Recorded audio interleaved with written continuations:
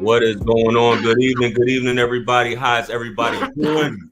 It's your favorite guy, it's your favorite everything, JR Wisdom. I have a special guest here this evening, the modern masculine man, aka Mr. Javon Clark, the master teacher. What's up, family? Hey, all is well, man. I appreciate you being on here. For those of you who've been watching, y'all know he's been on here before. You know, we went into some depth and some topics we covered, and I know tonight's gonna be even more, more exciting. Definitely some information that's going to need to be brought to a lot of these guys, especially within this sphere, who just think that they may have entitlement or thoughts in terms of entitlement when they always speak in terms of women having entitlement. But some things just aren't for everybody. So I just want to get your opinion, because I know you've been talking about this a lot recently, and I actually, before I even saw the recent live stream you did, I actually wanted to reach out to you to talk about this just from your perspective, a realistic perspective, a masculine perspective on what's really what, you know what I'm saying, in terms of, hey, you could just say a few magic words or every man can qualify for any woman, you know what I mean? And that's definitely not the case, man. But before we get into it, I'm gonna just do my little housekeeping rules and we go jump right into it. Yo, guys, go ahead and hit that like button if you're on YouTube. Hit that subscribe button. If you're on Facebook right now, go ahead and hit that like button and share the video as well. The call in, if you guys got some questions for Javon or me, the call in is pinned in the chat in blue on YouTube. I don't know if you guys can see it on Facebook or not, but if you would like to call in, you'll see it there on YouTube, which I'll try to get it on Facebook as well. So you guys just stand by in terms of that. Also, go ahead and follow Javon, or follow the modern masculine man, as he's known on Instagram and Facebook. You'll see it below the ticker. That's all the social media, apps and handles and things like that, as well as cash apps and stuff. If you feel like if it touches you in any way and you just want to, tap the basket, or don't tap the basket, for lack of a better term. But anyway, let's get right into it, though. Once again, man, Javon, how you doing, brother? How you doing this evening? I'm excellent, man. You know what I'm saying? I just put the baby down for the night, so I'm in here, got my ear on her, but I'm excellent. My wife on the way from the store, so we good. Awesome. That's dope. And I'm glad, like I said, I'm glad you rocking with us this evening. So first things first, I'm gonna jump right into this, and I'm gonna fill people in that don't know. You just did a live stream and you were just talking about this topic, or the umbrella of this topic. What is, when men say that they throw these things out, that I should be able to have this woman, or based upon my stature, I'm entitled to this woman, or money being an equalizer, what is it really, in terms of, from your experience, that attracts, that you find that attracts women? Masculinity. Mm-hmm. Masculinity, nothing but sheer masculinity. We can relate it to the animal kingdom. Female animals, female lions, people talk about lions. Female lions, they hunt. So they really don't need a man to hunt for them. We're living in a world today where women are more educated than us. Women have a lot easier access to jobs than us and privileges than us.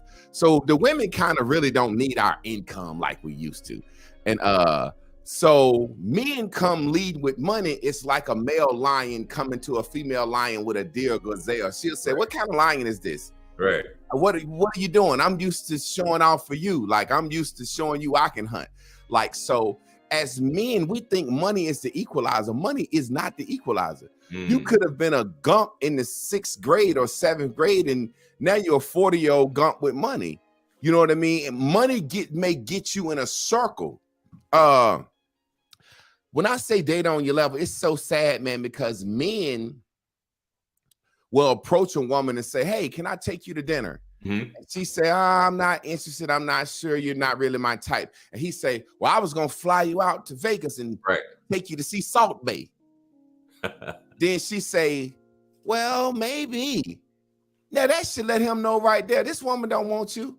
You just had to overextend yourself to get her attention and to get her company. Now, are you going to be able to keep overextending yourself? I don't blame it on the women, man. I'm going to be honest. I blame everything on men, because men pick women. Women are like flowers. Hey, choose me. men pick flowers. Mm-hmm. So if you go out and pick a flower that's out of your league that won't love and respect you, it's because that flower never really wanted you. And that's the hard thing for us to accept as men. This woman don't want me, so I'm going to romance her, flower her, dinner her. I'm gonna pay for her to go to school. I'm gonna act like I like her children. And after a while, you can't keep that up. And this woman is saying, you know what? I'm just a woman trying to get chose. And if a woman has 5 suitors, she's basically evaluating the best of those 5 men. Right. She's not going out picking Idris Elba, the man that she really wants. She's sitting back waiting. And whichever man picks her that look best on paper, that's who she will accept. But she knows in her heart, I'll never respect this man. I'll never love this man. I'll never listen to this man. I'll never submit to this man because I didn't want this man from Jump Street. So the problem is brothers don't date on their level. Everybody ain't supposed to have the cheerleader because everybody ain't the quarterback, bro. Right. I think men make money make you the quarterback. Yeah. No, bro, money don't make you the 6'6" point guard. So you don't think that, because for the guys who may be questioning that part. So let's say I got money, right? I got money. Do you think that no amount of showering her with gifts, no amount of taking her out is gonna change her mindset about me? I'm gonna tell you why. Think about this. You remember that song Rick Ross and Drake? And Drake said, Kobe White about to get 180 mil. You wasn't with me shooting in the gym. Think about this. If you're a woman and you with a broke man that you don't really want and respect, he might be handsome or his sex might be good. And you said a broke man, right? Yeah, a broke man. Think about this. I'm juxtaposing these situations. Okay. You're with a broke man that you really don't respect. Now, if you leave him, you don't get anything. Right. You with a dude with money that you don't respect, you leave him, you get half. So money actually makes you more vulnerable to getting evicted. Right. That's what a lot of men don't understand. Money makes you actually more vulnerable to getting evicted. It's like a girl with a big fat ass. She never know if a guy really wants her, right, or her butt or herself. So as a guy with money, he know exactly why that woman want him. And he's using it, he's leading with that money. And as soon as that day he wake up and he realize this woman never really want me, guess what he call her? A gold digger. After he led with his money. Money don't make women want you. Money will make women tolerate you. I understand. Yeah, I understand that because I know that there's some fellas that's gonna see things otherwise, and they have been saying in terms of that. You know what I mean? The amount of money changes. It makes you more of a high value person. In terms Absolutely not. Yeah. Think about it like this. Bill Gates and Jeff Bezos are the 2 richest men in the world. Their women just left them. Kanye. Don't get half. Kanye. You see what I'm saying? Kanye crying about seeing his children. These men are 1 trillionth of the value of Kanye. Your value is based on what the woman see you as value. Your value is based on the outside person. You don't set your own value. That's right. The Mona Lisa is valuable because people think it's value. You're valuable to a woman. You may be valuable to a woman just because her kids love you. Right. You may be valuable to a woman just because you're attractive and other women want you. Your value may be in the fact that you're very handy. You fix stuff around the house. You don't set your value with money. Watch this. Notice this. When Kevin Samuels died, the term high value man died with him. You don't hear that term anymore. True. Because a lot of broke jokers jumped on that bandwagon who weren't high value men. Absolutely. Every high value man I know got Vic for half his fortune. And money don't make you valuable, bro. I promise you, in this world, we think money is the great equalizer, but it isn't. Think about Michael Jackson, people that are rich, that are miserable. That's right. And these guys working a job, making 100 bands. These guys, these 6 figures, man. I'm gonna tell you something, bro. Real talk. In social media, the money that I've made in social media at times when I was hottest, I blew 6 figures playing. Right. 6 figures playing. Playing, man. Playing. Yeah. So money don't make you valuable. Money make you get women that you couldn't get without money, and then they juice you. And when the next guy come along, they juice them. That's how that go. Gotcha. See, what happens is this. Peep this concept, the 7th grade self. This is really what it's all about. This is data on your level. This is the whole concept. Right. The 7th grade self. The 7th grade you, that's who you are. Who you were at puberty, at the turn of your life, that's who you're going to remain. Now, you may get some money, you may get some cars and get some houses, but you're still that same awkward person with no social skills that nobody was checking for in the 7th grade. Now, all of a sudden, you got some money or some status. You're the cornball dweeb that nobody talked to in the lunchroom. Now, because you got some money and some status, you can get on the yacht with the girls who've been juicing guys since they were 16, 17 years old. These women go to these parties. They get on these yachts. These women move to LA, New York, Miami, Los Angeles. These women move to these spots to juice men purposefully.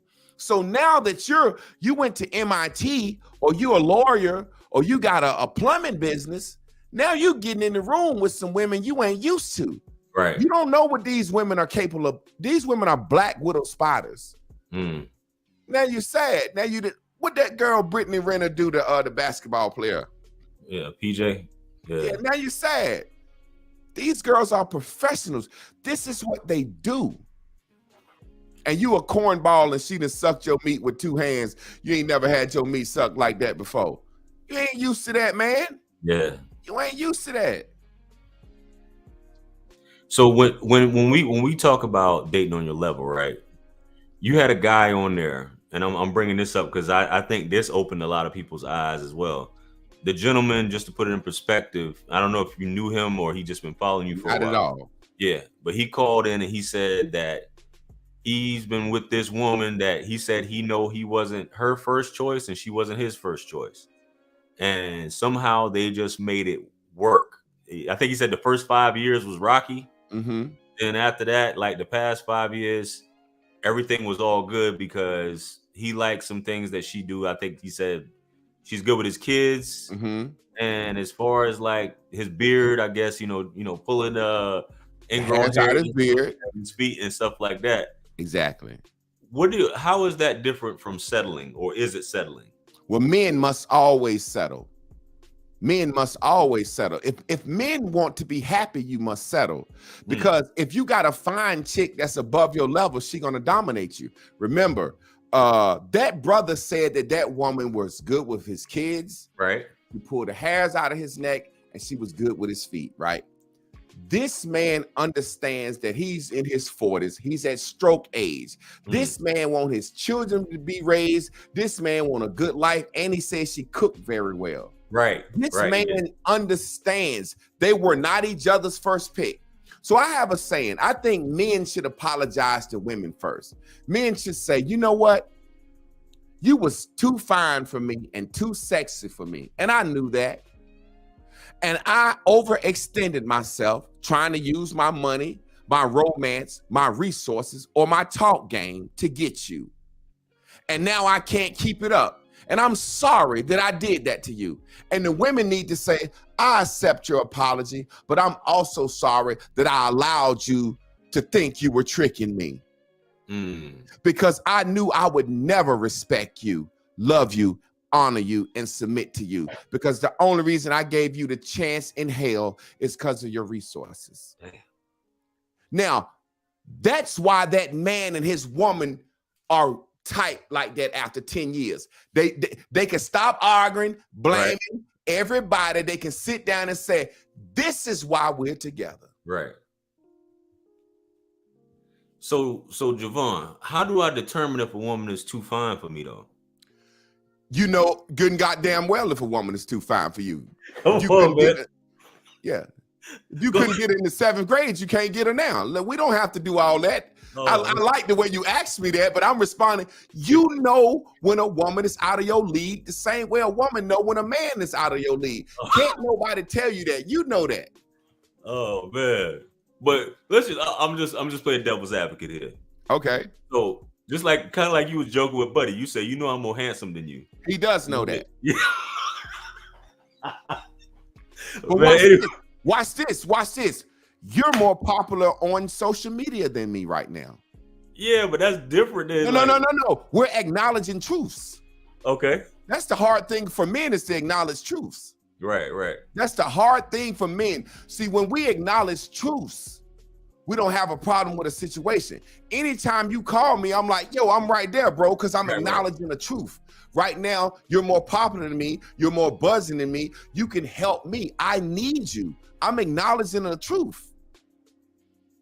So that man, when he acknowledged that truth, he can acknowledge that I can do things he can't do. He also acknowledged the truth that he wasn't his wife's first pick. Right. And she wasn't his first pick. Right. So acknowledging the truth is the first step of dating on your level. And that's why I always say, people, just go back to your 7th grade self. When you meet a woman and you look at her and you say to yourself, I'm that guy in the 7th grade that was this. I'm that guy in high school that was that. I can look at that woman and tell she was the cream of the crop, beautiful woman. All the guys desired her. Right. Oh, let me leave that woman alone. Let me leave that woman alone. Let me not try to coax or cajole this woman with anything to get her affection. Let me go get me a woman that I know that's probably one level less than me, that's gonna listen to me. She's gonna be honored to be with me. Don't you realize most married men who have good wives don't marry the fine chicks that they always can get? Have you ever thought about that? Those smart men. I can see that, yeah. We ain't saying the women ugly. Right. We ain't saying we're saying men who pick women for marriage don't pick with their eyes. See, my wives are very beautiful, natural women. Both of them got abs and everything. Everybody say how beautiful they are. Right. But when my friends, as the fellas talking, you know, the fellas like, hey man, you fuck the cheerleader. Excuse my language, but what's wrong, man? You know how men talk. That's like if you bring a big gal home to the family reunion, your family might say, hey boy, you ain't never seen you, know you was no trouble chaser. You hey, you see what I'm saying? So it's just a situation. You know exactly who is above your level. You know from looking at them. See, it's 3 things that I think arbitrarily determine level. Looks is number 1. That's what I was going to ask you. I was going to definitely ask you. Go ahead though. Yeah, looks. Number 1, looks. Looks is the first thing, because looks is, we don't know your personality. We don't know nothing about you if you're not attractive to us. Right. So once I'm attracted to you, what's the first thing people say when they meet each other? Hi, I'm Javon. Hi, I'm Kim. Then they say, what do you do? So I can know how much money you got. So looks, money, and then if you make it in the sack, sex. Right. So those things can determine a level of a person. So if you got the looks, you in there. A woman can meet you and say, well, he's handsome, I'd sleep with him, but I won't take him seriously for a relationship because he ain't got nothing going on. You know what I'm saying? Or you might judge a woman like that. Then once you get into money, money means credit, also assets. Do you got a good mind to build in the future? You know what I'm saying? Because one dude might not have no money right now, but he got a good idea. A sister might have no money, but she could be in school for something that's going to make some money. Basically security kind of. Exactly. And then 3rd is sex. How good is the sex? How good is the sex? So sometime Babyface wrote a song about it, Whip Appeal. This woman whipping me because I ain't on her level, but she whipping me to death with this coochie, so she got me. Well, I hear what you're saying, and I think you posted something which the other day, which I'm in agreement with. I feel like, and I think you even said this yourself, I feel like it's not always about looks. You know what I'm saying? A lot of people especially men, they be like, well, you look like such and such. Yeah, she cares about how a man looks.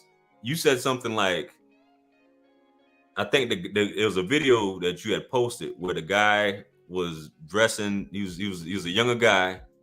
You know, as long as you got confidence, man. and you could be broke, but have confidence and dress sort of well, and that's all a woman wants. So I feel like, because me speaking from a man's perspective, I've seen a lot of beautiful women with men that aren't the most rich men, aren't the most wealthy men, just average dudes or average looking dudes or dudes that would be considered not the most attractive. And for the most part, that's what I see. And I don't know if you've seen it as well, but yes. usually you see a beautiful woman with a dude that's not really that attractive. Because women date down all the time. It's no problem for women date down. Women don't mind dating down because they figure they're going to dominate. Right. I'll give you a perfect example of my theory. That confident guy, confidence is sexy to women. Absolutely. So that's the first step. His looks got her. His confidence got her. How he looked, how he carried himself. That got her attention. Now, if he broke, guess what he doing? What's that? What's the top three? Looks, money, and sex. Right. So if his confidence got her and he ain't got no money, guess what he doing? He blowing her back out. No, yeah. Have you heard that saying that two pretty people can't be together? Have you ever heard somebody say that? Yeah, that's what ugly people say. That's what ugly people say. Yeah, I've heard people say that, like, because I'm listening to what you're saying in terms of a beautiful woman will dominate this guy or feel like that she's better than him to a certain extent. So that thought came to my mind in terms of no. That's why it has to do with levels. This woman can be very beautiful, but if this man is sexing her good, she'll lose her mind over him. He can be ugly. He can be handsome. It's all about what each person perceives as important to them. Right. See, me, I don't care nothing about no sex or no money. You know what I'm saying? I need a woman to listen to me. I don't care nothing about sex because I'm gonna have plenty of women anyway. So I don't even judge a woman by sex because I'm in an open relationship. Right.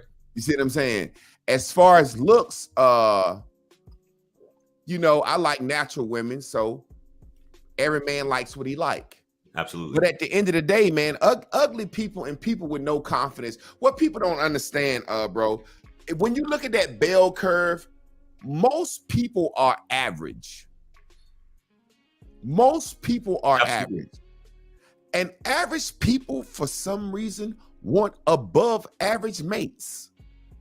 If you're average and you get an above average mate, they're going to dominate you.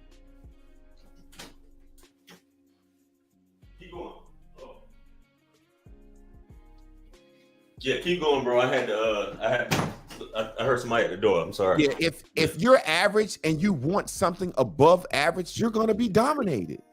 They're not going to compromise. Look, man, peep this. Men do it all the time. You got women that could call you. I have women that could call me right now, and I'd be like, I look at the phone, and it's my choice. Thank you, sweetheart. Yeah. I look at the phone, I'm doing a show right now. You can bring that in here. I'm doing a show right now. That don't matter. I'm with my boy JR. I'm doing a show. Then there's a couple of women that can call me right now, and I'll make up a lie to get off the show. Right. You know what I'm saying? So it just depends on what you are in that person's hierarchy. That's the old saying. It ain't no fun. It's all fun when the rabbit. Hey, Chris, fill this up for me, please, sweetheart. With the beer. It's all fun when ain't no fun when the rabbit got the gun. Nah, not when the shoe on the other foot, it don't matter. We sit around in the barbershop. Yeah, man, I smashed that chick. Blah blah blah. She ain't da da da da da. And it don't matter. Now, as soon as when we got us one that's got the advantage and dominating on us, then all women bad. The models bad. Women don't listen. Women don't listen. If all your experiences with women have been women don't listen. Women don't submit, women don't cook, women don't clean, women don't respect you. That's got to be you, bro. With all of them. You mentioned that too. And I had a conversation like maybe an hour before we got on here about what you said in terms of those guys, like you just said, a guy always complaining, she's not cooperative, she's not submissive, she doesn't respect me. And basically, you were saying something along the lines of what you just said, but you also said that this may not be the one for you, but she would submit to the right person. You know what I'm Of saying? course. You don't have that. You're not leading with masculinity, so she's going to disrespect you. Not only that, the fact that you said, when we said this offline, you said the least interested person, the person that has least interest in the relationship is going to dominate as well, which is what you were Exactly. speaking to. So basically, is that all these guys that are complaining, and we just talking outside of a woman? Because some will come back to what you say and say, "Well, Javon, there's a lot of masculine women. There's a lot No, of there people." isn't. There Yeah, is no masculine women. Women are not masculine, and right, men are not feminine. right, It's impossible. See, we just talk. See that guy over there that got on a dress, that's him. mm-hmm, He not feminine to me. mm-hmm. He don't turn me on. The guy that's saying, "Hey, child, girl," that ain't femininity. That's not how a woman acts to me. Right. So if you can look at one of them cats and you think that's feminine, you fucked up. You off in the head. Right. So when you look at a woman yelling and screaming or trying to be tough and you think that's masculine, you wink. When I see a woman doing that, I say, "Oh, look at that little girl having a temper tantrum." Yeah. Ah! Throwing a tantrum. You a weak man if you think a woman can be masculine. Right. A woman can't open a jar of pickles. A woman can't change a tire. A woman can't. No, you are confusing uncooperative women who don't listen to you with masculinity. Right. No, sir, brother. A woman cannot be masculine and a man cannot be feminine. Now, we can act however we want to act. Yeah. So them guys confused. Anytime I hear a man say a woman is masculine, I say, what? Mm-hmm. So you sleeping? You're laying down, putting your meat to somebody you think is acting manly towards you? Yeah. Man, shut up. So they're complaining, they're whining. For the first time in history, the dweebs got the mic. And that's what don't nobody want to say. For the first time in history, before you used to have to be a street killer or you had to be a handsome man or an athlete to have a mic. For the first time in history, these men who done went to college and got their education and finally got a fine woman with their money and their income, who have been left abandoned by these women, vicked and gumped by these women, they got the mic and they're saying, man, women bad, women bad, women bad. No, bro, you're gumped, you got the mic. These guys get up every day and their content is the woman ain't bad. Man, you ain't got no woman. You ain't got a woman of no race, bro. You got to get a woman of a race. How you ain't got no woman? Yeah, you sent me that clip. Every day. That clip was spot on that you sent me too, because that's exactly what it is. 6 to 8 hours just complaining, ain't never had a woman, never been married, never did none of that, man. So don't want a woman. Don't want a woman, exactly. And ain't even dating women of other races. They talking about flying over the country, getting women of other races. Them women don't want you. Them women want your money. When they get to America, they gonna say, Eddie, treat me different, Eddie. I just thought about that. And they got mad at me because I said that. But about just because you flying out, you think that you can't even speak the language, you flying over there and all of a sudden this woman's in love with you. Hey, bro, let me show you how feminine these men act like women, right? You can ask a group of 4 women, what y'all do when y'all flew out of the country? Guess what they gonna say? None. Keisha got sick. So we was in the hotel taking care of her. And Debbie, husband, was calling her the whole time, messing up the trip. We ain't do nothing but sit out by the pool, eat and have some drinks. These men are coming back. We over here getting sex in other countries. When men start telling that? Yeah. Start telling everything. They're so mad at the sisters. They're taking pictures. Look at me over here with this light-skinned, pretty woman with this long hair. Yeah, her hair real. Yeah, I paid for them. They're trying to make the sisters mad. Right. It's really sad because they're saying everything that women do when women are hurt. I promise you. Yeah. Every line that women say that are hurt, they say the exact same lines back as men. I say What I'm saying, they call me a pick me. They say I'm pandering to women. Right. No, I'm not pandering to women. I'm telling men, stop whining. I don't give a damn about them low-life women you talking about. Them women that don't listen, that don't mind you, them women that don't cook and clean and cater to men. I don't give a damn about them women. Right. So I ain't telling you, I ain't protecting them women. I'm saying, hey, man, shut up. Every day you get up crying.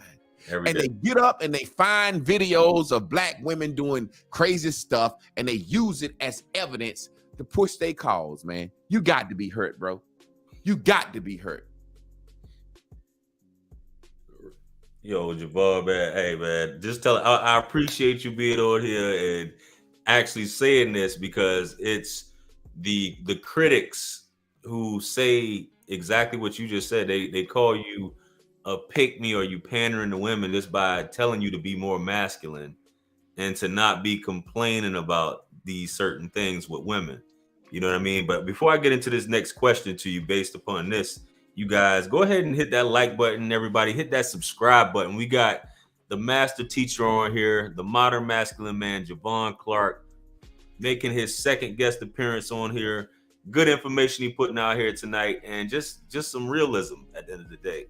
You know, hit that like and subscribe button. We're trying to get it up to 100 likes. Go ahead and subscribe to Javon's channel as well. It's in the description as well as the title of this video. If you're on Facebook, you know, go ahead and click the video, the link, and go ahead and subscribe to Javon's channel, Modern Masculine Man. Also follow him on Instagram and Facebook as well. You can see it at the bottom of the screen, the ticker going across, and his Cash App. If you want to bang his Cash App, go ahead and do so at this time. Also, if you guys want to call in, the link is pinned in the chat on YouTube for StreamYard. If you got any questions, comments, things of that nature, man. But anyway, let's get back to it. So can I say something real quick, brother? Why it's on my mind? These brothers will try to shame you when you speak out against them. Yeah, for sure. And a lot of people are afraid to speak out against them for fear of being shamed. I'm the guy that was growing up in school. I worked in tobacco, so I always had my own money. I had fresh clothes. I was always 3-sport athlete. Right now, I'm 6'6", full head of hair, part civil rights mustache. Yeah. I'm that guy. You can't make me feel bad. Right. See, if I was a little short guy, you could make me feel. You can't shame me. You can't call me no pick me or tell me I'm capping for the women, because you know the women like me anyway. I'm open relationship. I'm polygamous. I tell women the truth. I drink my liquor straight. I ain't got to worry about, I'm not a capper for women, bro. I tell women the truth, but I ain't them women you talking about, man. We ain't worried about them girls. Golly, y'all talking about what happens is them boys wanted them gals in high school and middle school and couldn't get them. And now they adults, them girls that had a couple of babies. They're a little fatter. Yeah. And them boys always had a crush on them and then got gumped by them in their older age. Damn. I just had to say that because these brothers, they'll try to shame you. Yeah. They will shame you. Why? Oh, no, brother. I'm not standing up for women. I'm saying I ain't never seen men whine and complain about women before in my life like now.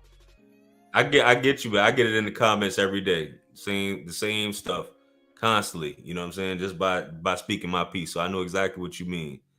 You know, but I see we got a caller here, but I'm gonna bring you on in a few after I ask Javon a few more questions here. So based off what I'm hearing from you, Javon, because this is one of those things that women and men, is what a lot of these guys have an issue with women saying this whole thing. Do you think that there's such a thing? He done fell off already. Do you think there's such a thing as conditional femininity? And I think you already answered that, but I'm just asking you that question directly. Nah, man, we just got men wanting to complain because they got a space to complain. We ain't never had a space to complain. And I'm going to tell you why. The shit that men are saying on these platforms, men would not have let them say that in the barbershop. You see what I'm saying? See, when men going out having a good time, we want to party and jam. So when a man get to whining and complain about his lady, what we say, man, cut that bullshit, man, we having a good time. Don't nobody want to hear you complain about your woman. Right. So at the barbershop, these conversations of men complaining, they've never had a safe space to complain before.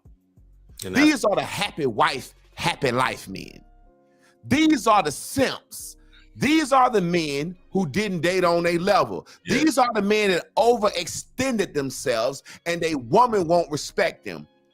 They never had a space to do that crybaby stuff before. Mm-hmm.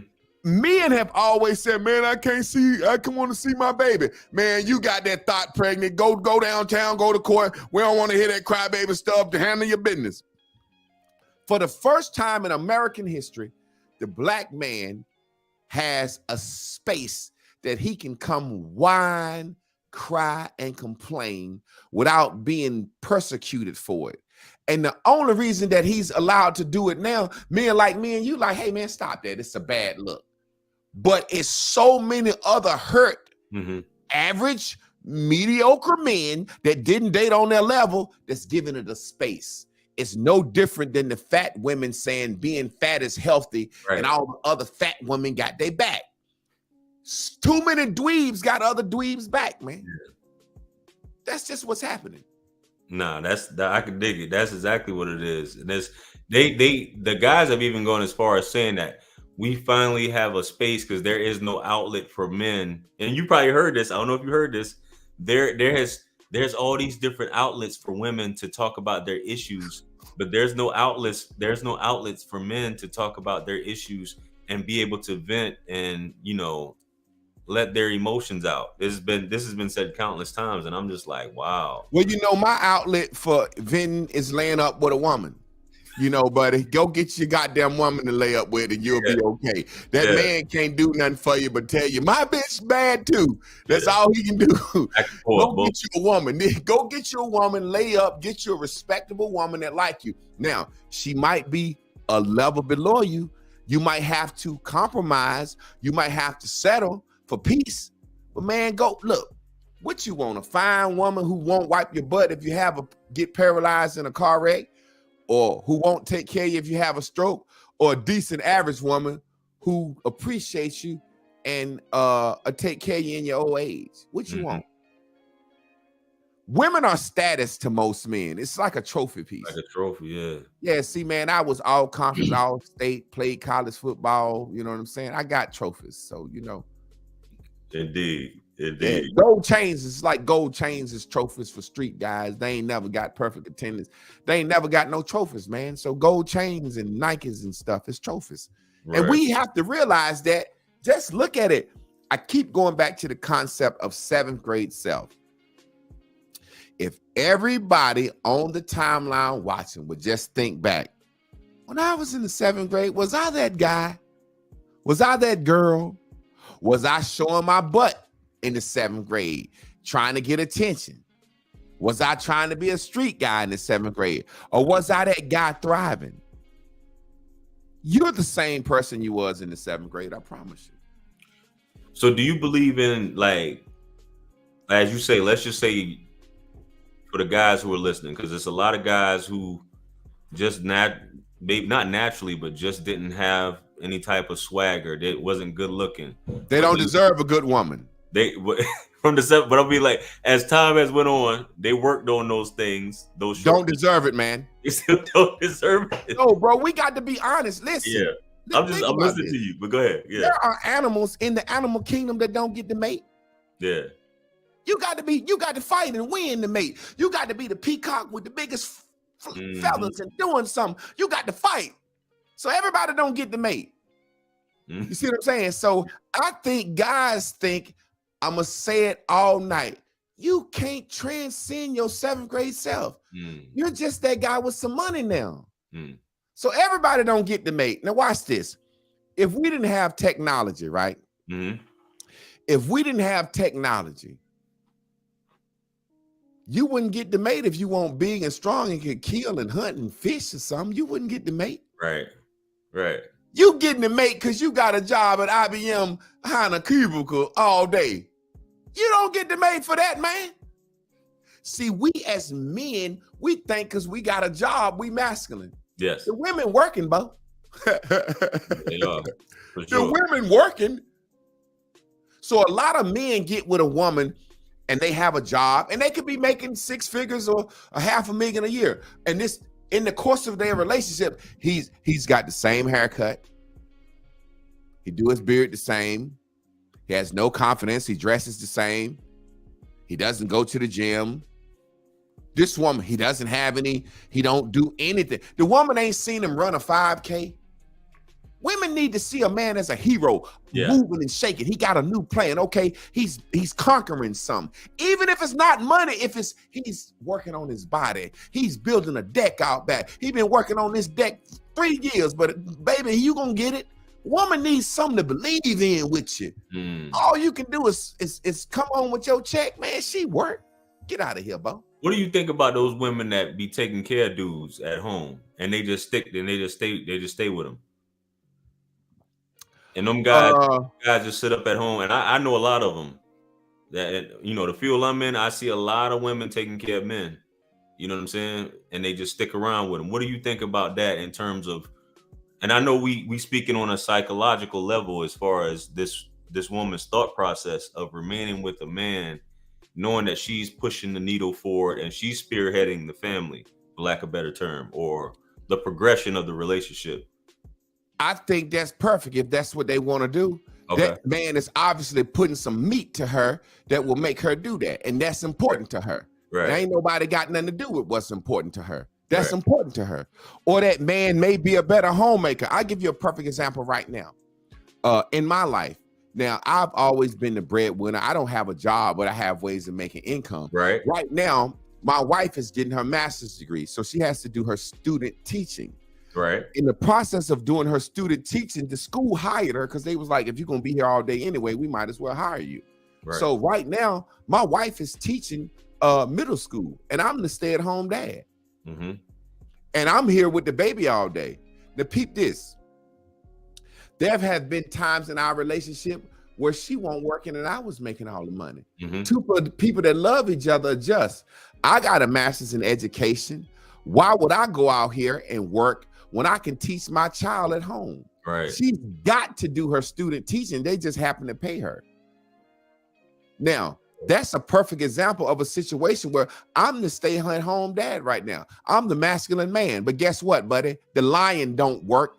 The male lion don't hunt for food. So really, we talking pimping if you want to talk pimping. You know, we ain't talking pimping, but the male lion don't go out doing that stuff. Yeah. You see what I'm saying? So a man not having to work in today's society, really, what man wants to work? You don't want to work. I don't want to work. Women don't want to work. Mm-hmm. See, as in our race, we'll take our biggest detriment, the thing we hate the most, and make it our greatest accomplishment. Girl, you know, getting pregnant at 16, the best thing that ever happened to me, changed my life. Man, getting locked up at 19, doing 20 years, best thing that ever happened to me. Right. But I get up in the morning and grind and hustle and work hard. Nah, you don't want to do that. Yeah. You don't want to do that because you get up in the morning. That word morning means sadness, death. You wake up before a funeral, it's a wake. Mm-hmm. You wake the thing before the funeral up in the morning and earn. What do you put dead people in an urn? So I know the power of words. So nobody wants to work, man. Bill Gates set his life up so he don't have to work. So anytime you got a man that's able to stay at home and not work, that's a beautiful thing if that's what him and his women is doing. It's some woman, for some reason, that woman like that. But peep this, watch this, fam. Let's use our common sense. Mm-hmm. The white man created a law that says if a woman is a stay-at-home mother and a man is a billionaire, if they divorce, she get half his money, right? Mm-hmm. So that means domestic duties is worth half of a job. Mm-hmm. Use your damn head sometime. We so dumb as a race. Women, the white man has told the woman, your cooking, cleaning, and taking care of them babies is equal to him working. And they don't even want to do that. Now, I'm going to be honest with you. I got a system. This is the easiest period I ever had in my motherfucking life, Jack. The easiest period you ever had in your life? Man, I ain't never had life so easy like this. Yeah. You know what I'm saying? Well, the reason why I asked you that, though, Javon, because I know I feel the same way that a woman has to see a man being his masculinity, basically doing those things that you were talking about. So that's why I was asking if it was on the flip side. But I guess every family dynamic, if it works for that family dynamic, that makes sense. Yeah, because you got to understand, you may have a situation where a woman has a great job that she loves. Mm-hmm. Who was it? Tabitha Brown. Her husband was a cop. Yeah. And yeah. once she blew, she retired him, and everybody got mad. This woman said, I love my job. Thanks. And I make great money. My husband don't love his job, and it's dangerous. So if she can bring him home, see, that's the problem when people don't date on their level.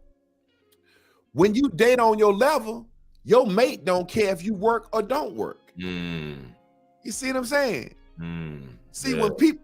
when people don't date on their level, they're counting tit for tat who bring in what and who don't bring in what. Dating on your level is simply this. I've seen men get out of prison, ex-cons, no trade, no nothing, marry a doctor. He started him a little car wash business, just struggling, and she tore down the fort. Guess what? He been in prison 12 years working out, and he's cut, and he's handsome, and he laying that meat to her like she like. That's a fair trade for her. That's one of those three that we was talking about earlier. Fair trade. That's it's always going to go back to that. Fair trade. So a lot of times when we get into these situations, we really don't. The man who can run his situation is masculine regardless. So however you do it, you know what I'm saying? However you do your situation, if your woman listening to you, she could be a stay-at-home mother. She could be a worker. If your woman is listening and to your guidance and your tutelage, it's because you're masculine. It's no other reason. They don't listen to men with money, man. Money is, look, money is the easiest thing you can throw at something. When you really think about it, once you start to learn how to make money, like you know how to make money. I've learned how to make money. So when my sisters need help, can you help me move? I can send you $300 cash app to rent a moving company. I don't feel like messing with you. I don't love you enough to take my Saturday. So money is the easiest thing. Think about this now. Money is the easiest thing you can throw at a problem. Absolutely. So when you get a little money, you look at it like, oh, my family wants me to cook. Like my family love for me to cook, the grill, smoke meats and stuff. So now guess what I do? I pay my homeboy to do it. It's like they still getting the good food. It's my choice. But I'm like, I used to sit down and cook and grill and prep 2-3 days for my family. Now I just have my homeboy cater it. Yeah, I get what you said. I don't think it's a matter of you mentioned earlier about helping your sister out hiring a mover. It's just a convenience, and it comes down to time. You know what I'm saying? I don't think it means that you love them any less. You know what I mean? Yeah, I just like to go to the extreme because when you really, really love somebody, you break your neck for them. Gotcha. I love my sisters, but I don't love you enough to give you my Saturday to help you move. Right. I don't love you that much. That's my sister. See, that's the problem. We don't tell the truth about situations. That's why that guy on that live, him and his old lady, is so happy because they tell the truth. Yeah. You see what I'm saying? They tell the truth. I can look at my sister and say, hey, you know damn well I'm not finna waste my Saturday helping you move. You ain't gonna be packed. You're gonna put all the dishes and stuff in big garbage bags. I'm not helping you do that. But guess what? The easiest thing I can do is send you a cash app. And even if she don't get a moving company, just because I send her some cash, she think I care. Money is a trickery. These guys, when women, let's say this real quick. Women aren't logical anyway. They're emotional. Money is a logical problem fixer. Facts. That don't ring a woman's bell. What rings a woman's bell is that emotion that's, oh my God, she's sucking the dude meat behind the 7-Eleven because she think they got chemistry. Get an emotional response, yeah.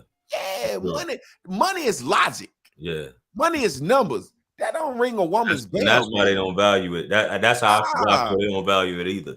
You know what I mean? Because they can get their own. Right. Imagine if you had a coochie on your left thigh. I think I heard this one, but yeah, go ahead. Go ahead. What was it? You know, I mean, it's very cool, but if I can take my meat and bend it to my left thigh and pump myself, yeah, jeez, what I need a woman for? I cook, clean. You see what I'm saying? They don't need these men. What men don't realize is this: we forget the social constructs of society. As a man, if you have a lot of women, you're considered a player. As a woman, if you have a lot of men, you're considered a whore. In the very same way, what do you mean, Javon? Women have been taught when you have not been chosen and picked by a man, something is wrong with you. Indeed. Men have not been taught that. Men have been taught, have fun, do what you want to do, get it all out you, then finally settle down. So men don't have this pressure to commit to someone that they don't necessarily want. Women do. So as a man, when you go out here, all these women in the town, and you pick that woman, I feel sorry for you. It's kind of like you see these movies back in the day where it's one guy in town. He don't got no job. All he do is fish, hunt, drink, and he done got about 8 girls in the town pregnant. And everybody tell their daughter, don't you mess with tea cake. Like the movie Their Eyes Were Watching God. Don't you mess with tea cake. The movie, And then your daughter end up messing with the very guy. That's how I look at men. Bro, you went out here and messed with the very girl that would hold your children from you. You went out here and messed with the very woman that won't listen to you, that won't respect you, that'll bring up your flaws, bring up your past. See, men are talking so much like women trying to get women's empathy. I saw this guy the other day, real quick. He said, if you ask a woman about trust, she'll go into sex. If you ask a man about trust, he want to know if you'll guard his feelings and guard his heart. Basically, he said that he told his woman that he got molested as a little boy. Right. He bought it up and threw it in his face. That's because she don't want you, bro. Right. And why does that bother you? If I got molested as a little boy, I'm a child. I didn't make that happen. So why does that bother you? So men are so sensitive. You expect a woman to throw a dart when she get upset. Emotional reaction. Yeah, you expect that. But if a woman do it to you, she don't respect you. One time my wife disrespected me in our marriage. She saw the look on my face. She ended it so fast. I basically was about to get some bud, right? And my money was kind of funny. So I had guys that sold bud for $50 and then guys that sold bud for $100. This is a real story. I want you to get this. I had guys that sold bud for $50 and guys that sold bud for $100. I called all my $50 bud guys. They weren't available. So I had to call a $100 bud guy. So I told my wife, I need an extra $50 because I give her all the money because I feel like if a woman can stash some money and know what's going on, know she good. So I said, I need an extra 50. She said, why don't you just call your $50 bud guys? I said, they not available right now. I'm going to have to call a 100 bud guy. She said, well, why don't you just wait? What, you fiending or something? See how your eyes went? The word fiend. Just because it was about reefer, but she was joking. My mind said, I looked at her. I'm sorry. I ain't mean it. So you didn't even say nothing.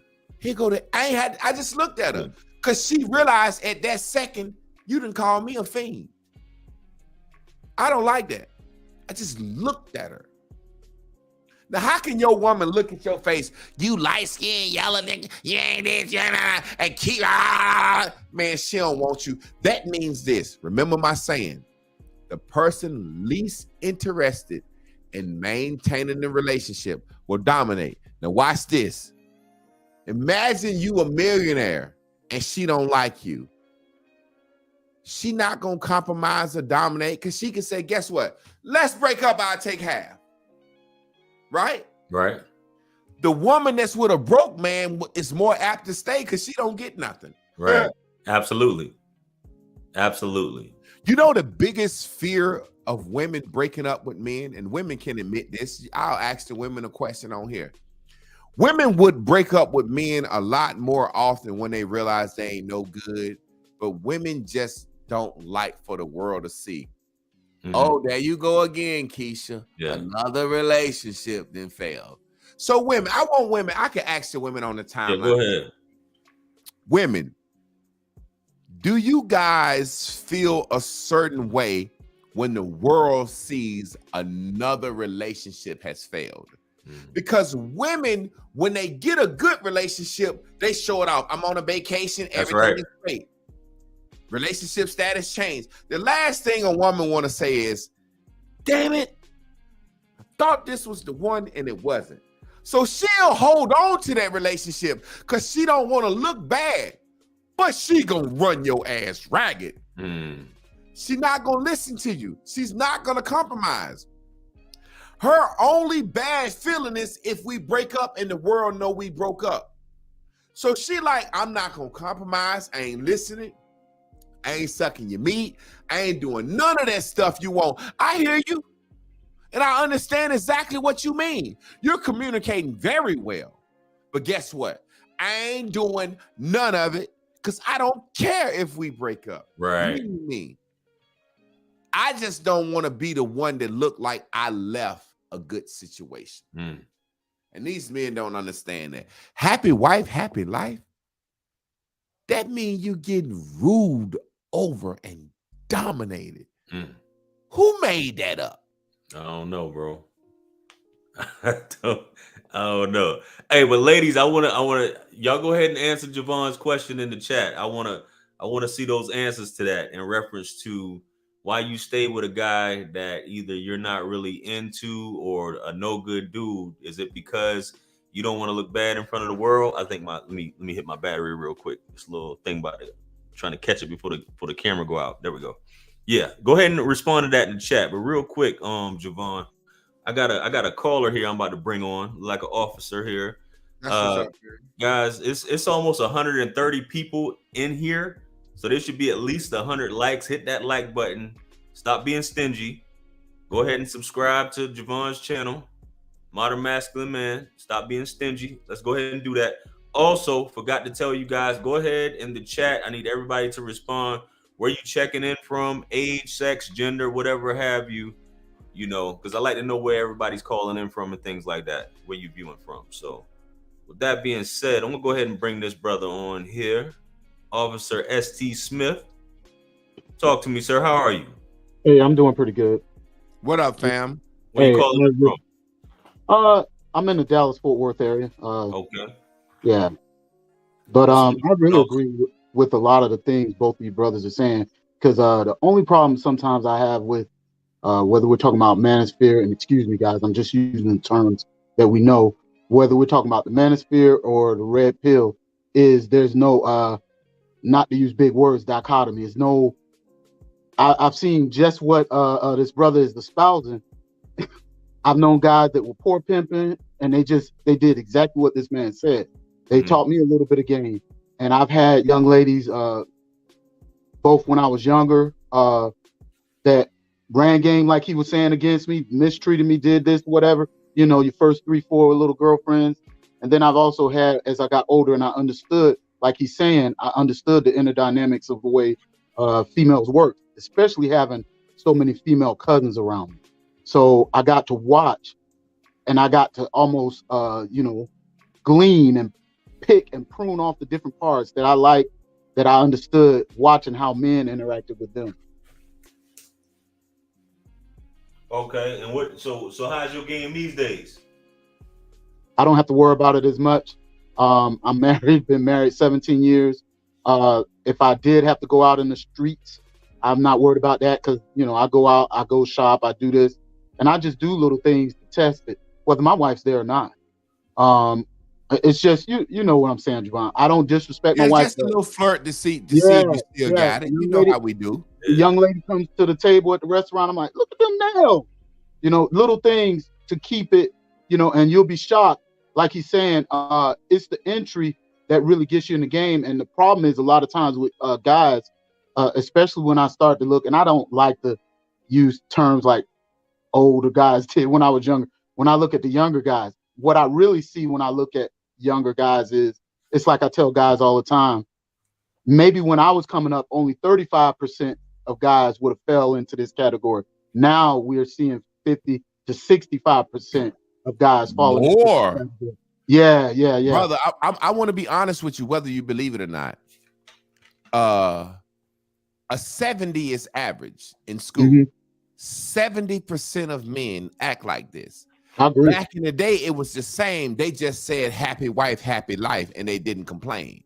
I can't. You know what I mean? So these women were trained to cook, clean, respect, do such and stuff. So the man didn't have nothing to complain about. But now, bro, it's so many brothers that fall into this category. It's so many brothers. You've been married 17 years. So obviously you and your wife, y'all got to understand it. The most important thing for me in having a woman at my age is this.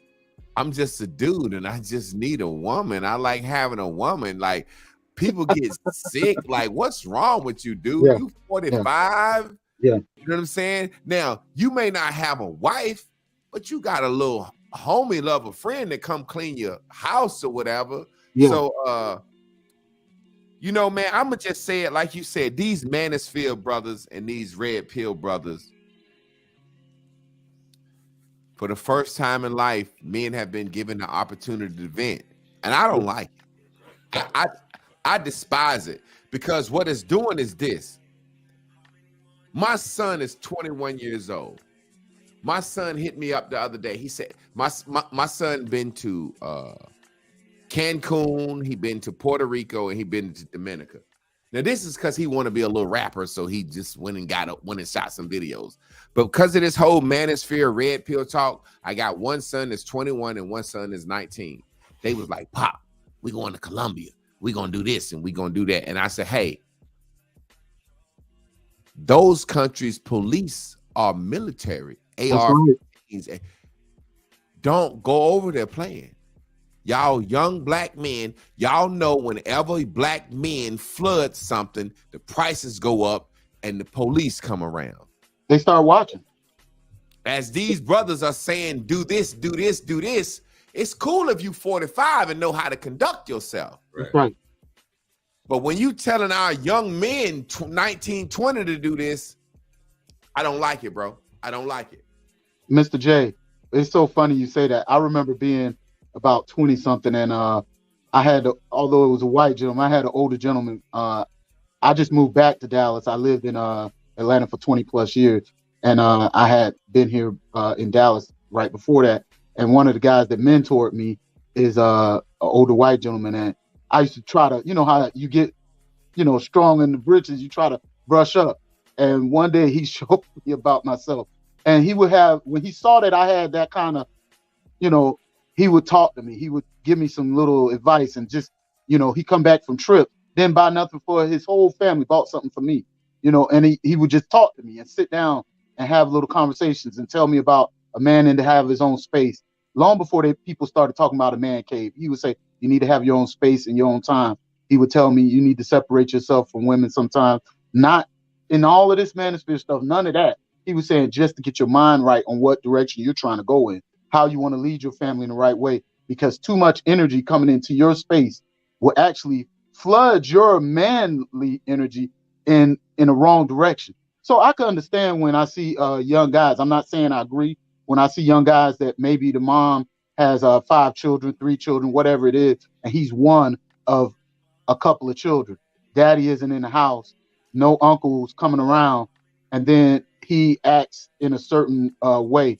I had to admit to myself, even though I had a bunch of men around me and manly tendency, there were times when, just like you were talking about earlier, some of that stuff you're talking about earlier, I've done that. I've fallen into that trap of getting all emotional, and then one day I decided, I said, and this might have been a few years in the marriage, I was like, I'm not arguing with her over this stuff. I'm not complaining. She'll call me. I think my relationship got a lot better. Now, years and time will tell if there's anything going the wrong direction. But the one thing that I always try to do is, and it's a real simple term, I try to man up. I just try to come up and I tell her, this is what we're going to do. Hey, in the summer, we're going to go take this trip. We're going to do this. We sit down, we plan it. And that's why I think a lot of women, and this isn't a critique of them, this is actually a good counsel for them.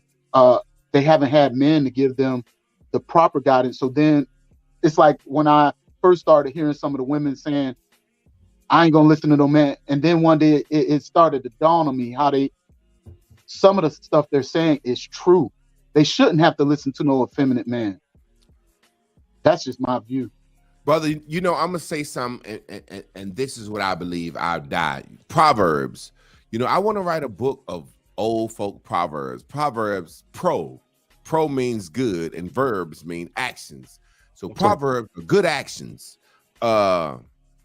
We have to understand that everybody. Oh man, I think my battery went exhausted in my camera, brother. Yeah, that's why I had to plug my battery in. That's what I was doing earlier because my battery on my camera was going out. But we can still hear you though, Javon. Go ahead while you're working on that. Everybody, yeah, I don't need to be seen. Everybody will make an excuse for why their life is why it is like it is. My grandfather and grandmother said an empty wagon makes the most noise. Right. The people who can't do better will always scream the loudest. Let me give you a perfect example. I'm from the South Side. I'm 35 years old. I don't have an education. I don't have a skill. I don't have nothing that would have afforded me the ability to leave the South Side. So I'm South Side for life. It's like a person from Flint, Michigan. The water went bad in Flint. Animals moved to good water. So if you stayed there while the water was bad, you was just, as my granddaddy called it, fucked up in America. You just didn't have no other options. So a lot of these brothers who complain about black women know they will never get the type of woman they want. And a lot of these sisters that complain about black men know they will never get the type of man they want. That's right. So instead of acknowledging, yo, this is me, it's the entire race. Come on, man. Throw a blanket indictment out there. Nobody wants to say, I know I will never get the type of woman I want. I want a fine black woman. They don't like me. The one I had has already took me to court for child support, has already taken my 20s and 30s away. You have to understand, man, a lot of these men, when you have a baby at 20, baby's 18. So that's all your 20s and all your 30s gone. Right. So a lot of these men don't want to acknowledge, yo, my 20s and 30s, my youth was taken from me. So I'm suffering from arrested development. Now that I'm 40, I've been paying child support my whole life. I couldn't afford a passport.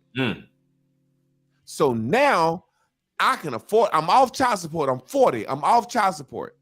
And these guys talk about getting a passport and going to buy coochie for $30, $40 in another country. Man, I'm young, man. I ain't never got to do that, man. I could never smash no light-skinned chick with no long, pretty hair. Man, I got to be a part of that. And that's why all these men talk about getting younger women. Because older women know who they are. An older woman could say, I smell you. You was a lame in the 7th grade. Right. See, them young girls, they can fool. Hey, I'm a lawyer now.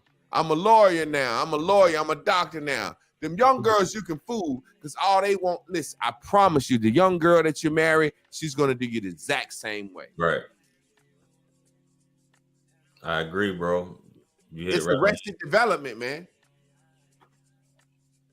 You know, they say one of the red pill things I somewhat agree with. They say that you have a stunted relationship maturity when women first start seeing men give them all this attention or i.e. they have a child too early. Well, I have to disagree with that statement because they didn't finish it by delivering the facts of also the male side. When you look at the male side, I think that there's a lot of men that are stunted by behaviors that women have done in their lives. So instead of getting the help, or like Brother Javon was saying, going out here trying to maximize yourself, maximize your moment. I'm not talking about, it's not, I didn't always agree with Brother Sanders. I agree with a lot that he said, but the high value isn't contingent upon $100,000. That is something that is a concept and construct that comes from, excuse the term, white America. High value in our community, it could be a guy making $70,000, $80,000 a year, and he's on his P's and Q's, and he also has a business that he just started up, and he knows how to navigate. I ain't talking about always tricking through women, but knows how to navigate through relationships with women. Does that always mean he ends up on child support, or he knows how to navigate these situations?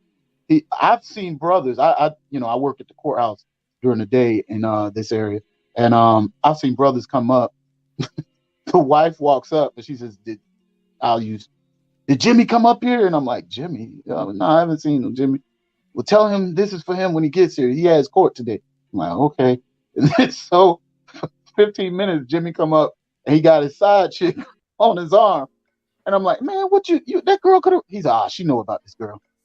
And I'm watching this brother, he navigating. The wife comes back up, they have the conversation. It's not all black relationships are just contentious or a hell on roller skates. Some people know how to navigate these things. Not a lot, but there's a few brothers out here that know how to do it. I just want to say people create terms based on their inadequacies. High value man just means cornball that got some money. No, seriously. Hey man, listen, man. Don't nobody want you. Ain't no woman want Kevin Samuels, man. Let's be real. Kevin Samuels is metrosexual. I love the brother. I love that brother. He said a lot of great stuff. It's like high value man just means I got some money and I'm a dweeb my whole life, and this is my way of saying, now that we're 45, 50, I'm better than the athletes and the dope boys and the street guys and the cool guys because I got some money. It's the same way a woman say I'm a cougar. That's right. What you mean you're a cougar? You're an old chick whose body is still halfway decent, who's still able to get pregnant so you can get a bag. You 40, so if you get pregnant at 40, you straight to you 58 on child support. Jesus. So these sayings are made up. It's silly to me. High value man. What you mean high value man? That's a made up term, and now nobody says that term anymore. So I look at it like this: when it's all said and done, people never want to admit I'm average, man. That's right. And guess what I am? I'm above fucking average, and I know that. That's right. So I'm gonna act above average. I'm gonna walk up to a woman and say, "Buy me a drink." I ain't leading with no drink. I'm gonna walk up to a woman and I'm gonna say, if she give me that look, I'm gonna say, "Hey, we looking at each other. Let's have a one night stand tonight." I'm not gonna offer her to go to Salt Bay dinner. See, when you average, you do average folk stuff. The average people believe, hey, you walk up to a woman, you say hi, you get her number, you take her to dinner a couple of times, and then, see, that's average man stuff. That's average man stuff. I'm walking up to the beautiful woman in the AKA outfit at Walmart, driving the Benz, and I'm hollering at her, and I'm thinking she gonna suck my meat in the parking lot that day. I was gonna get to this, Javon, but I see you beat me to the punch. But yeah, go continue though. Continue. I like where this is going because I know you told this story the other day. Average men don't understand. I'm that dude. I'm not being funny, and this is where men think I'm bragging. No, I'm telling the truth. I'm that guy that can have sex with a woman twice And then she said, why you ain't call me? Why you ain't hit me up? I said, well, we done had sex twice. I done seen your body from every position. I'm getting bored. Well, what I need to do so you won't be bored? That's right. Let me hit your best friend. Your sister be looking at me. Your thick older aunt was joking with me. Let me hit your older aunt. Mm-hmm.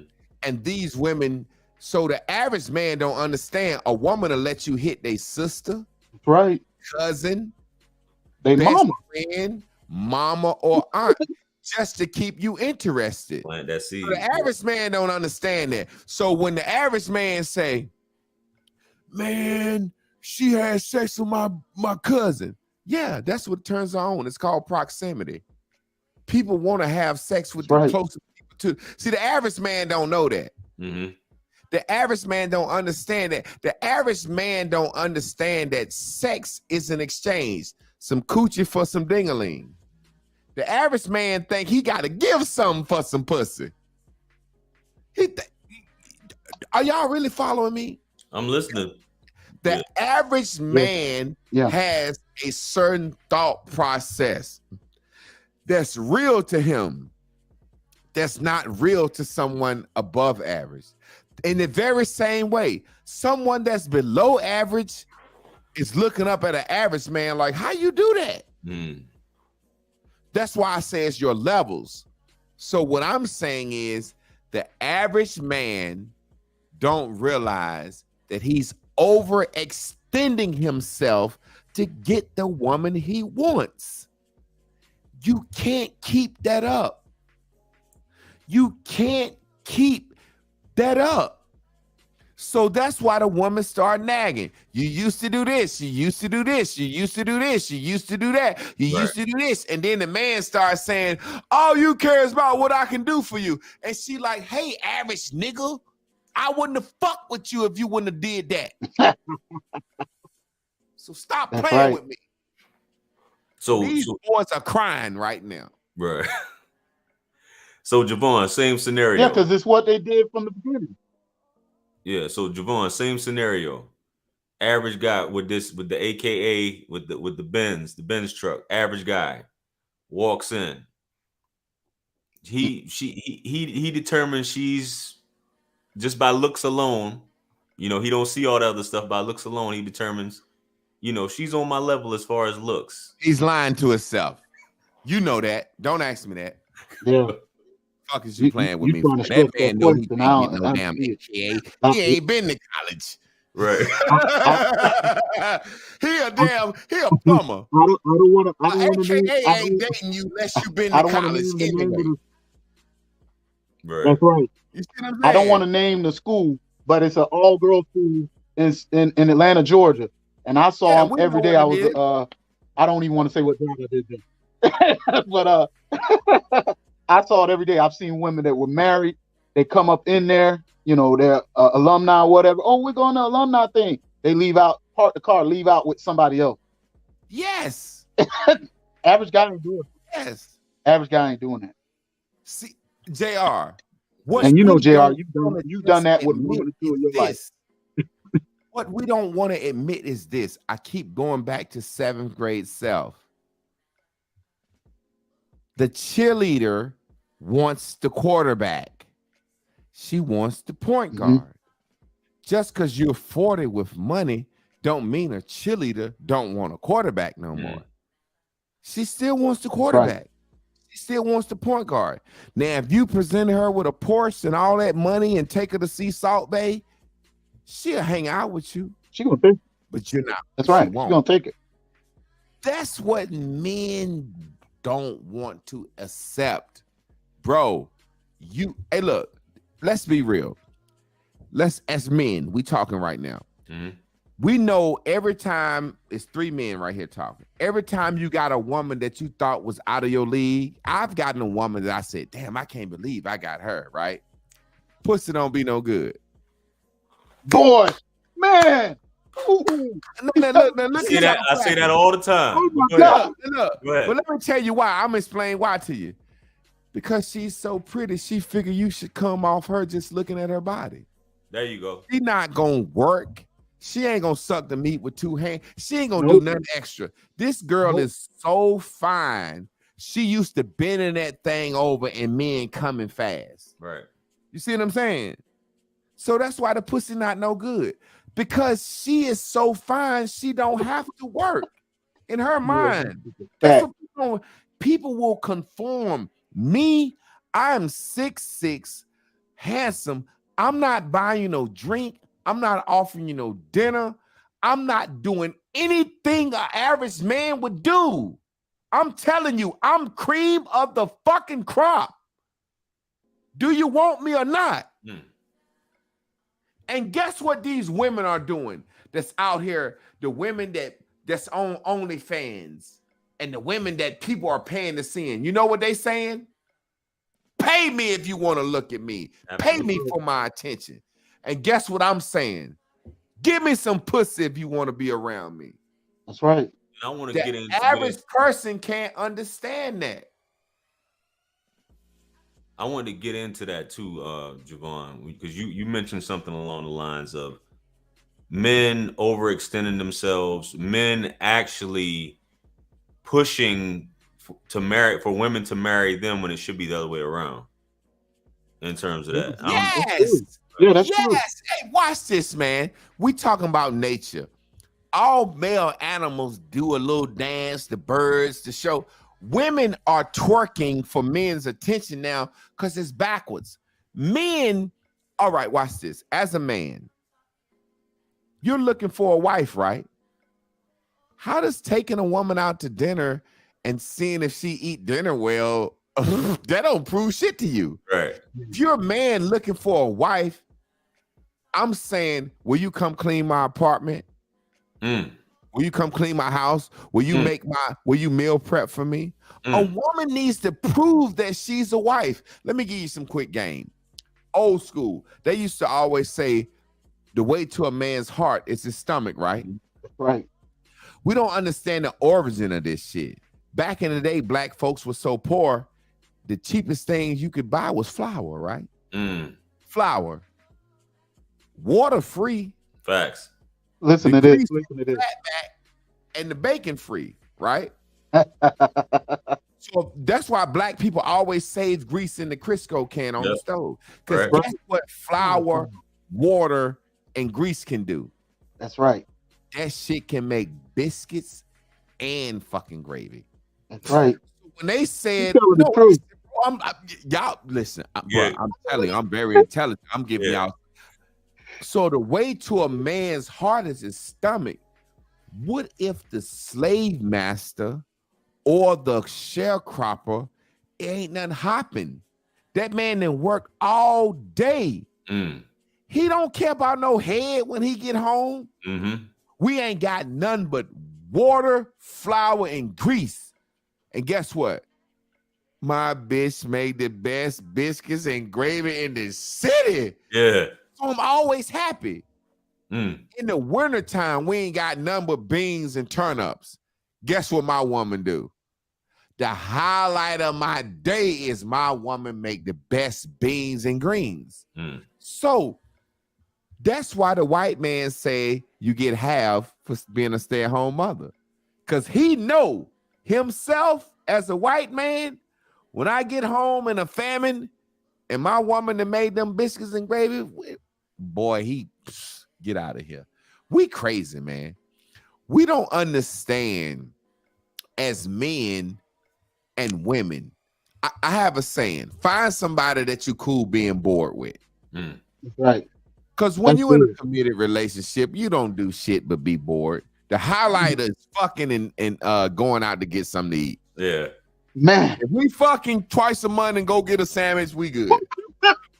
That's what Buddy said on your thing. Yeah. Facts. Yeah.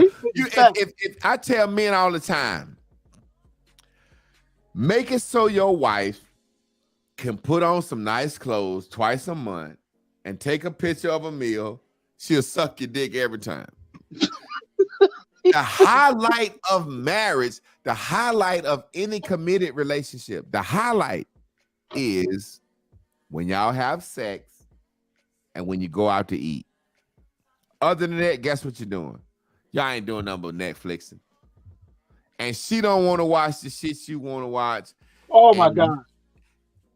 People are so, we have to tell the truth about relationships. So when I say date on your level, my wife, if I gain 10 pounds and snore, she like, oh, I ain't having that. So guess what me and my wife do every day together? Work out. Yeah, that's right. My wife said, I despise the idea of a man with titties. She despises it. And guess what I despise? A woman getting fat and lazy and can't ride no dick no more. So we together. We on our level. We on our level. She ain't gonna let me get fat, and I ain't gonna let her get fat. And the second we look like we fat, we in the gym, we running, we working out. That's what makes our life complete. He on fire now. He on fire. A lot of people don't realize, man. A lot of couples don't do nothing but date night is just going to get something to eat. I'm a date night. Oh, you just went and got something to eat because y'all don't even like each other. All the time, because when you eating, both y'all getting tipsy. She on her phone, you on your phone, and y'all eating. Man, most people don't like each other, man. He telling the truth. This is true. So, Mr. Clark, I know we hitting about an hour and a half, man. You've been spitting fire here all night.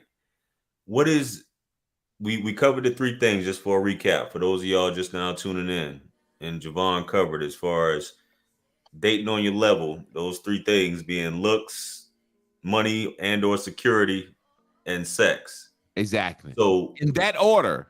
In that order. So if you got, i.e., I know you already had to talk with your sons that you mentioned before.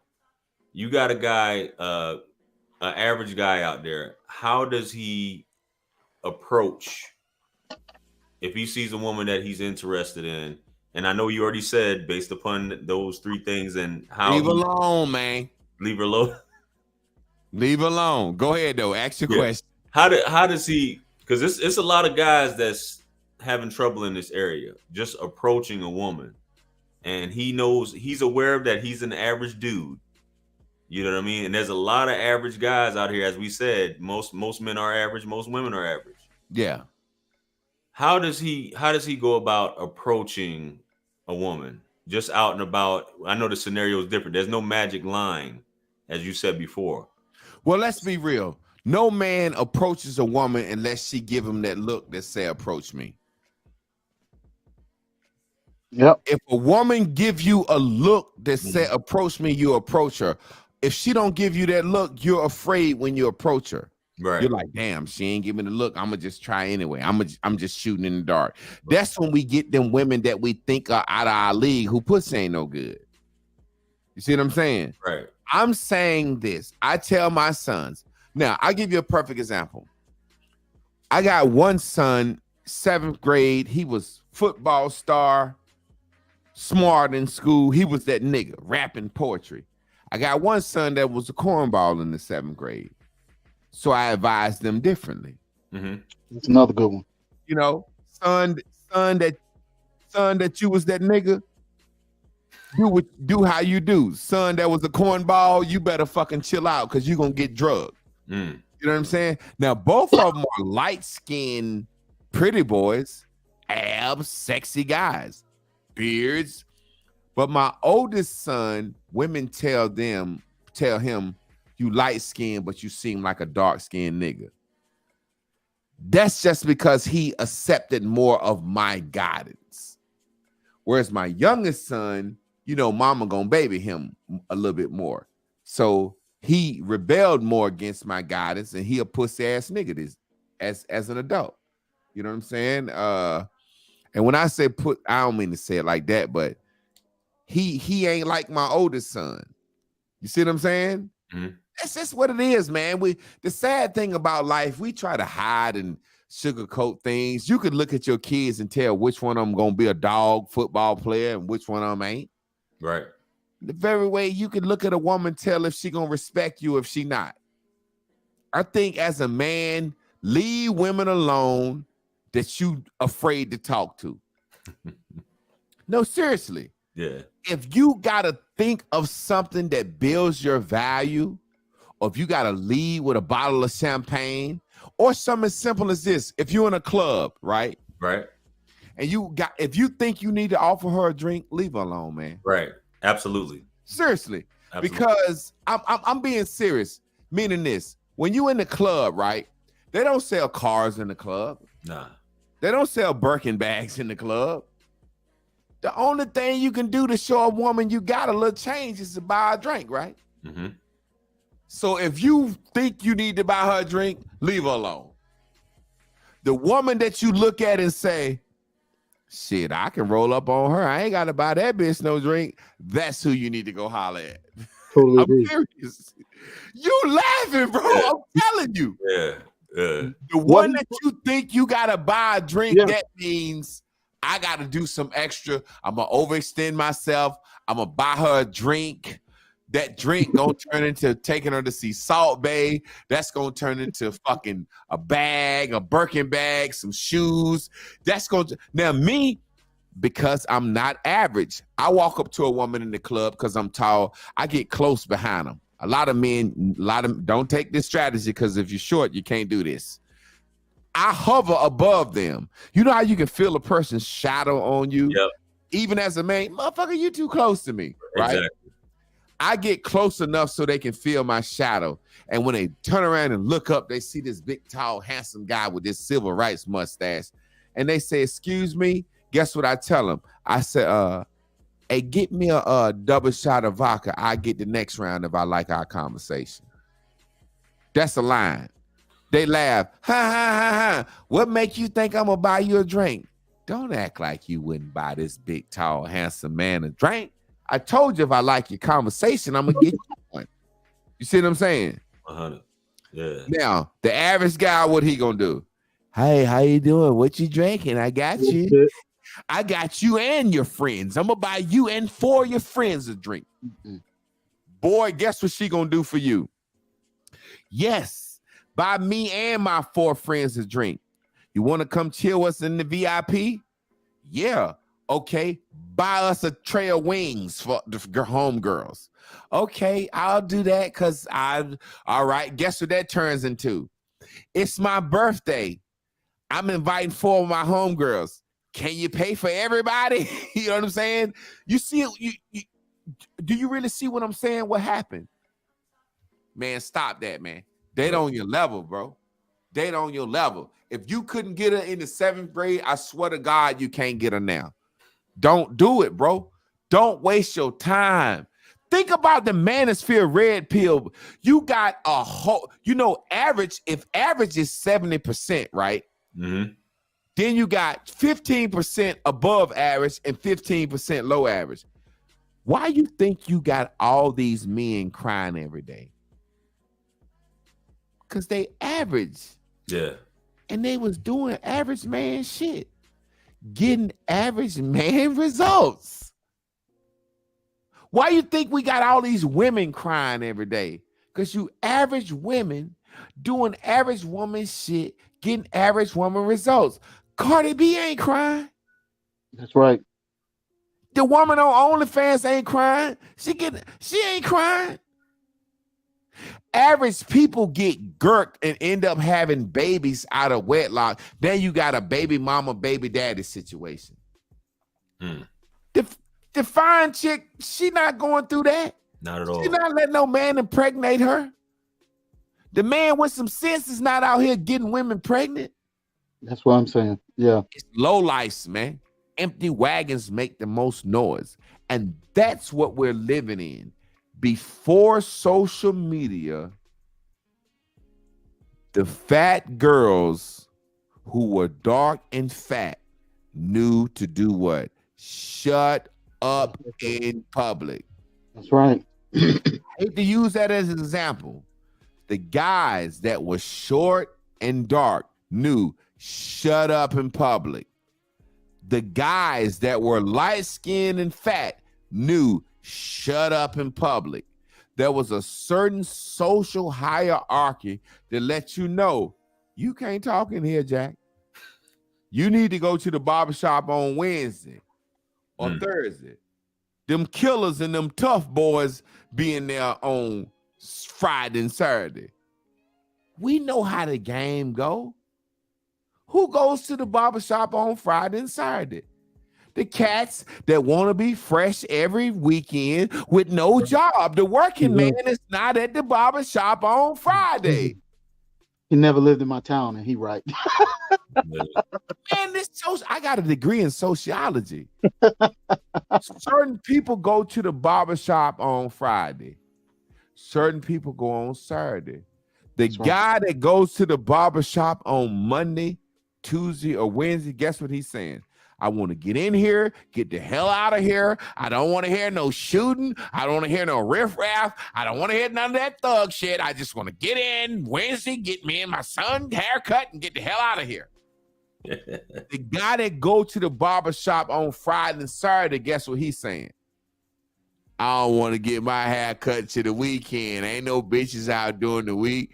I'm waiting to the weekend. Now I'm fresh. You see what I mean? That's a mindset.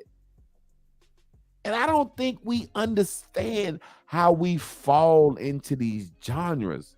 These men don't understand. So fellas, if you're listening, are you a Friday, Saturday barbershop guy? You see how I'm joking? Yeah. What day you get your hair cut on, big man? Anytime I'm ready. But when I was younger, it was Friday. To the barbershop. It was usually Friday or Saturday, like he said. Okay, so you trying to be in there with the mix. What day you get your hair cut on, Jay? Man, it depends, but it usually be on the weekend. Because why? You're a pretty light-skinned boy, and you ready to be fresh for the weekend. The guy that gets his hair cut on Wednesday or Monday, he don't give a shit about the weekend haircut look. You see what I mean? Right. The guys that want to be sharp on the weekend got something else on their mind. The women that get their hair done during the week just want to look nice at work. The women that's waiting for Friday and Saturday, they got something else on their mind. If you a Tuesday, Monday barber guy, don't holler at no girl to get her hair done on the weekend. You see how simple this is? Yeah. Nah, I got you. Yeah, a foreman. Hey, though, officer, though, man, I'm about to bring this next call in. We're gonna wrap it up here, though. But I appreciate you calling in with your input. Thank you, I appreciate you, officer. Hey, officer, let me fuck with you for a second, real quick. That man's name is Officer S.T. Smith-Jones. You know, good and goddamn well, me and him was different in the 7th grade. Yeah. He ain't even got no acronym. He is fully Officer S.T. Smith-Jones. What S.T. stand for? Sean Thompson. I'm fucking with you. Hey, he real close. You real close. What is it for, bro? It's Sherman Trace. That motherfucker named Sherman. Yeah, you are. Hey, we love you, bro. Hey, look, that's just me playing. Oh, you ain't hurt my feelings, man. You kept that stone face, though. I see you kept that stone face. You ain't even cracked a smile when he said it. But that shit ain't hurt his feelings. You know why? He been married 17 years. He got a good life. He's an officer. He got a title. He making good money. That's right. Jones. Yeah. I appreciate you, Modern. Hey. Appreciate you, JR. I appreciate you, brother. I just subscribed to you, Jay. Appreciate you, bro. Dope. Sir. Hey, catch you later, man. Have a good night. Yeah, shout out to the officer there.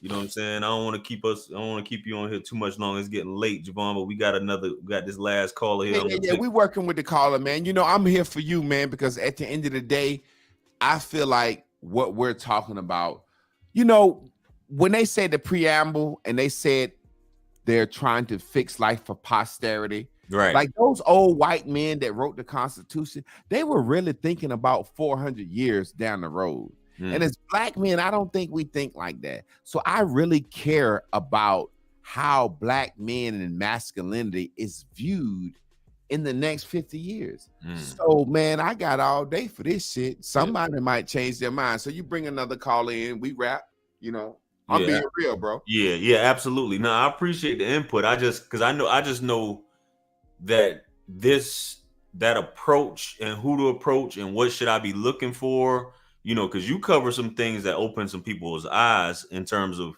what you said tonight, and you said it on the previous one where you was like, sex is at the bottom Bottom of of the the list. list. You know what I'm saying? Just like dude, I forgot, I don't even know dude name that had called in, but he was just like, yo, this how me and her, and you was like, bro, I appreciate you being honest.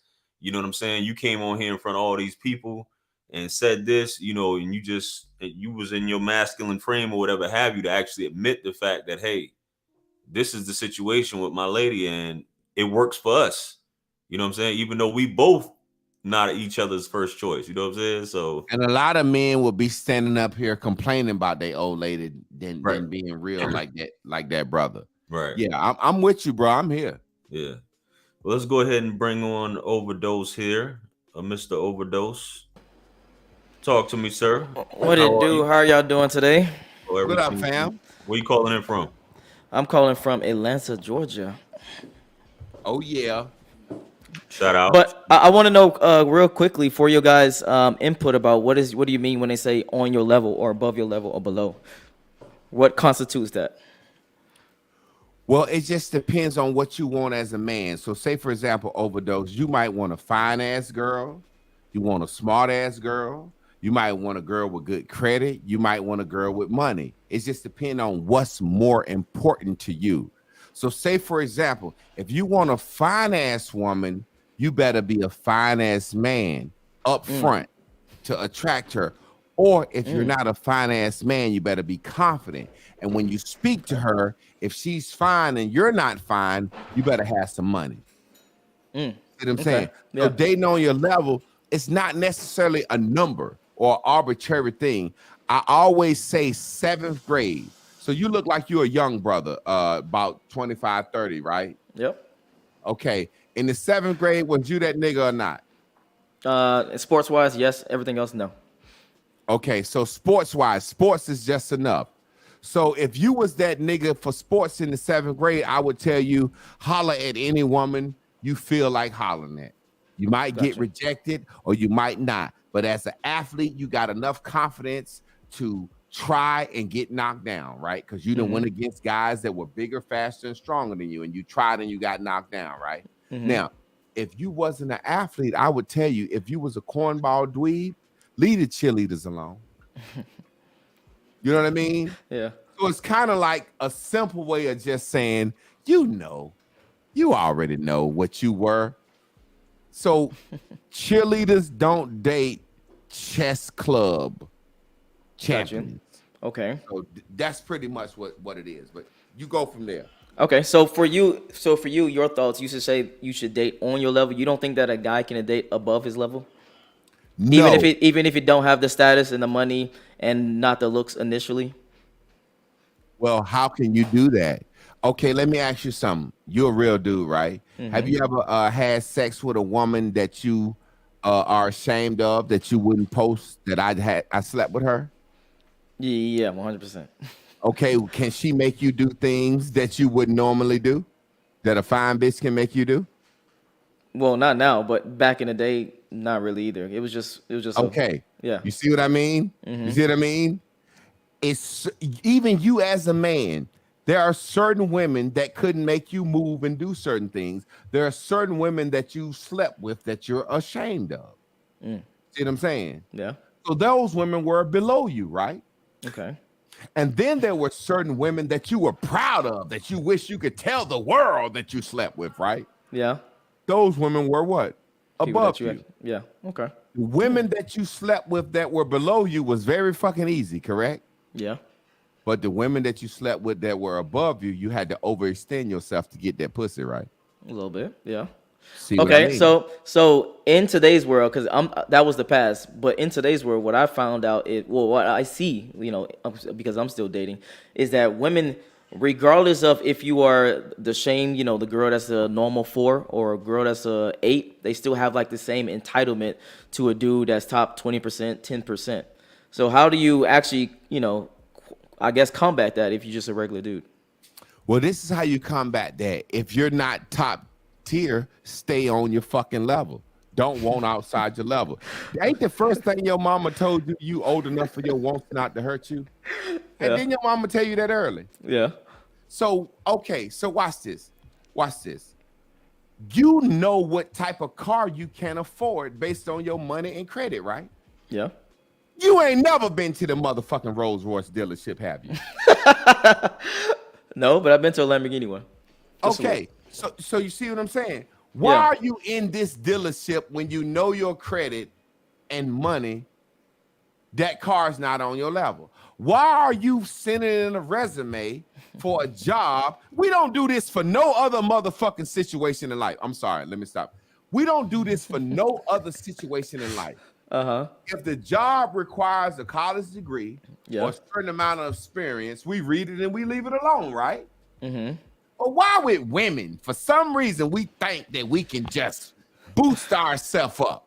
We don't do this for no situation in life. You know, you gotta be you gotta have a like me. I've always wanted to fly out of space, but guess what I knew? I don't have enough education to apply for NASA. I'm not even gonna try. I can't walk into NASA and say, hey, well, look, I'll be perfect in space. I can pay y'all. So why would we do that with a woman? Okay.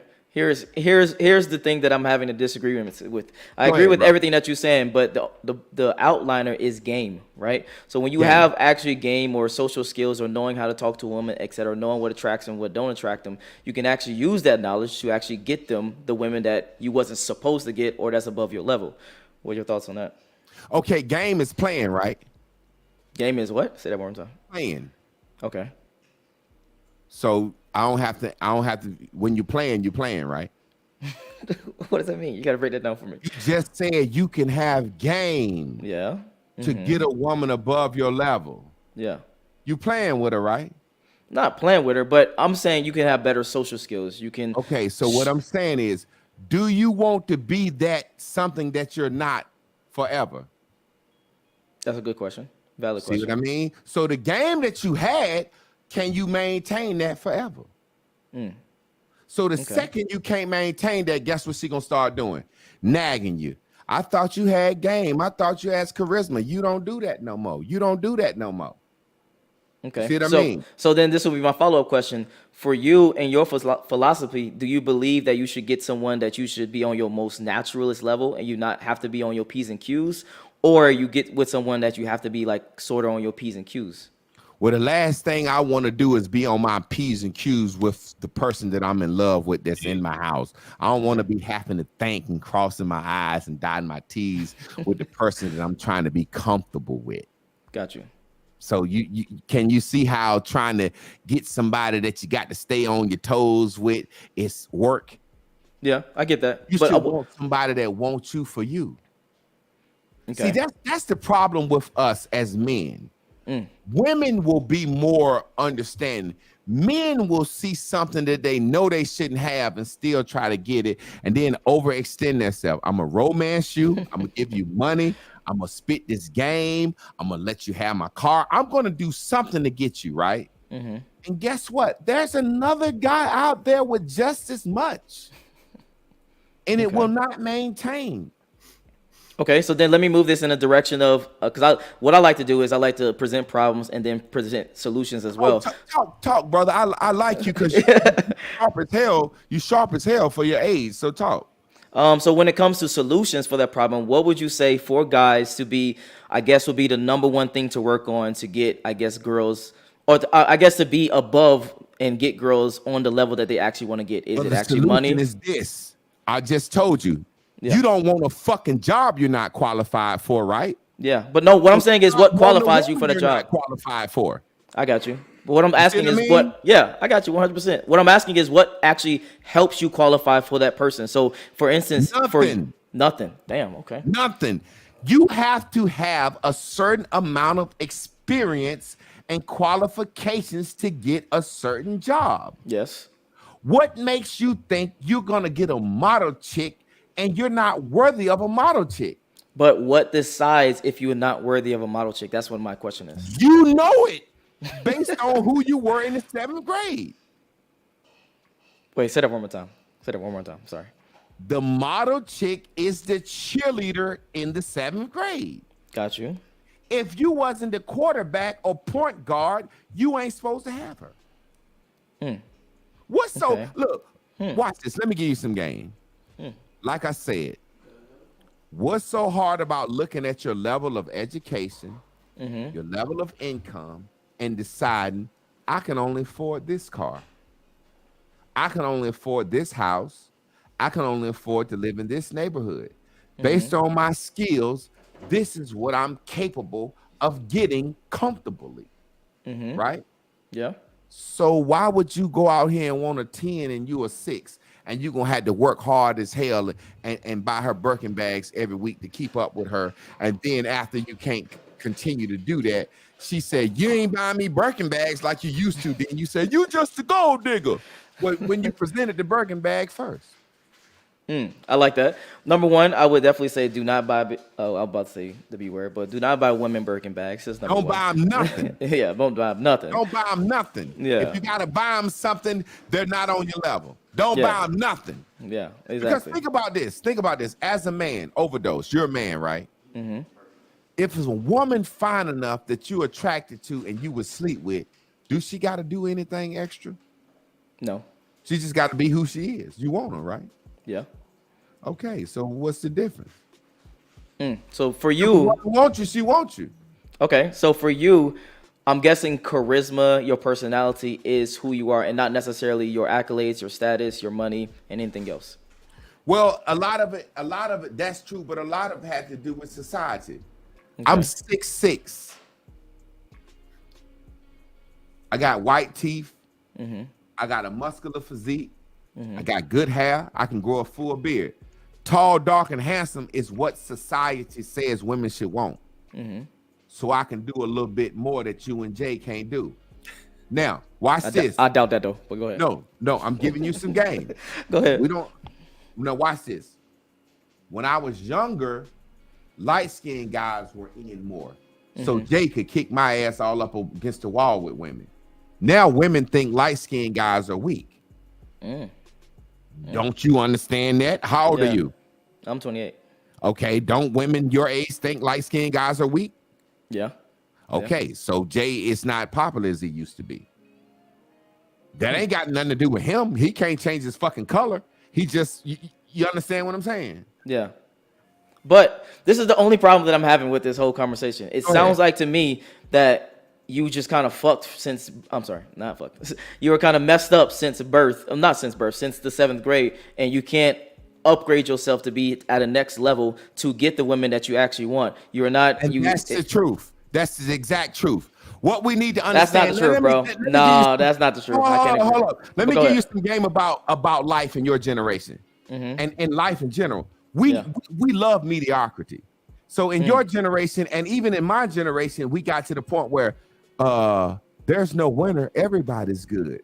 Everybody gets a trophy. No, that ain't how life is. Yeah, I agree. Everybody can get a trophy and there ain't no winner. But then when it come down to grades, they say you A, B, C, D, you dumb, smart. Okay. Yeah. So we don't take away genres and categories. You see what I'm saying? Big, tall, handsome niggas gonna be big, tall, handsome niggas. Pretty light-skinned girls gonna be pretty light-skinned girls. Thick, dark-skinned girls gonna be thick. You can't change the world just because of how you feel. Okay. Wholeheartedly disagree with that shit. Point blank period. I want to understand, because what you're saying is you think that a lame can upgrade his motherfucking self. Right? That's what you think. Yes, 100%. What? Money, right? No. See, no. Money and talk. No. With money, how can a lame upgrade itself? With experience, with knowledge, with social skills, with actually going out and talking to multiple women and gathering up charisma. Those different things. But a lame don't approach them women like that. Got you. See what I'm saying? Got you. See, lames don't approach them women unless they got some money to upgird them. Okay. You see what I mean? No, that part I agree with. It's simple, man. It's like the better you dress or the more name brand, the more you feel about yourself. Yeah, I agree with that. Look, I'll give you a perfect example. And guys don't want to be honest. You're a handsome guy. You got a nice mustache. You got good hair. You got your little fucking. So you're a cool guy. You see what I'm saying? Yeah. Women will like you for how you look. Mm-hmm. So you're afforded a certain thing where the next man might not be afforded. Well, a guy that looked better than you, a little taller than you, might be afforded another thing. Women don't care about game and money. All they care about is how they feel in their brain, because they're not thinking logically anyway. Well, hold on. Rerun that statement. You said women don't care about game and money. They care about how you make them feel. Game is part of making them feel that. You can't run game on a woman. That's what I'm trying to say. Women, Gotcha. You can't run game on a woman. Okay. Women look at you and say, I want to give them some pussy. Mm-hmm. All you got to do is talk yourself out of the pussy. You can't run game on no woman. That's actually false. I gotta disagree with that. There's definitely some times where you can have a woman that's on the fence and you can definitely talk her into some pussy. There's definitely that woman want to have sex with you, bro. Oh, okay. Yeah, so you saying that have sex with you, she want to have sex with you. Hey, look, watch this. This is where we as men get into our ego. We think we better than women, right? When you look at a woman, do you know if you want to fuck her, or can she trick you into fucking her? I already know where you're getting at, but men and women are different. We are not the same. Answer women know what they want to do. I answered the question. Yes, 100%. Yeah, go ahead. Okay, so yeah, you ain't no big fat ugly girl can just move talk you into fucking her. That's facts. Facts. So what makes you think you can just do a woman like that? Okay, because there's different triggers for women than it is just a physical features. Is that true or is that false? What you mean? Say that again. There's different triggers of attraction for women other than your physical appearance. Is that true or is that false? Absolutely not. Okay. Attraction is based on physical appearance. For men if and she's women? not physically attracted to you, now you need to start talking about what you can do for her. Okay. That's when you're overextending yourself. That's when you're going to get ran through the mud. That's when she's going to use you and you're going to call her a gold digger. So Javon, just to reiterate what you said, attraction is strictly pure physical. Pure physical.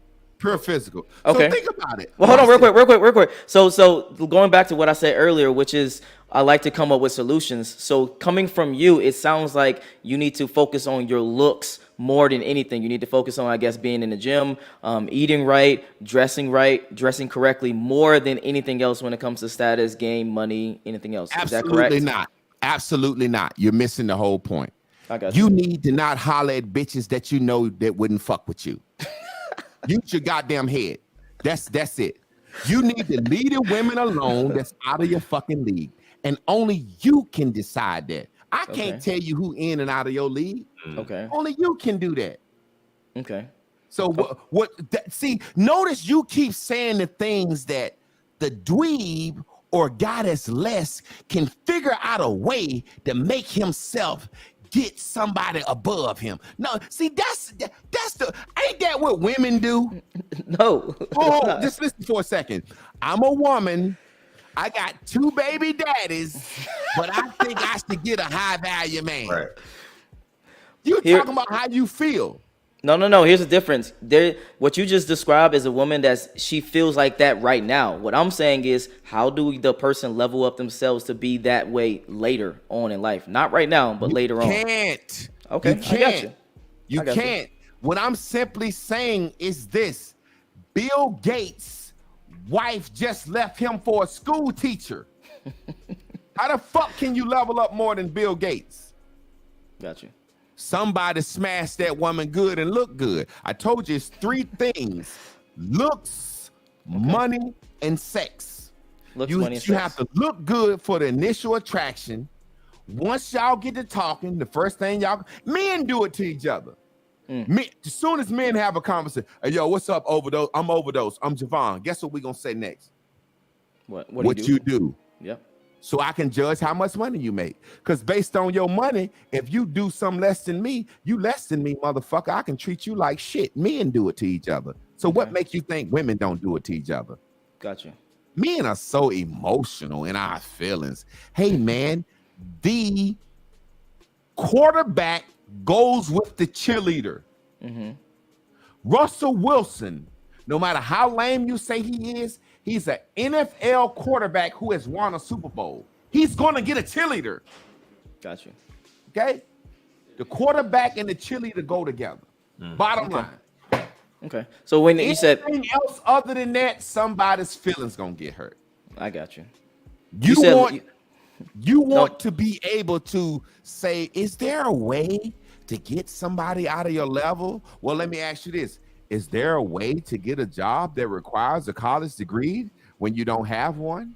Is there a way to become an airplane pilot when you don't have the airplane pilot certificate? No. So what make you think you're supposed to have a dime and you ain't got a dime certificate? If you're a 7, you better get you a 6. If you're a man and you want to be happy, you actually better get someone lower than you. Okay. Yeah. Okay. But you know what? Men, as men, guess what we all want? A fine chick. Bitch. Yes. And guess what women want? A nigga with money. And if everybody average, it ain't happening. Let me give you a statistic. Okay. Only 10% of men in America are 6 foot or better.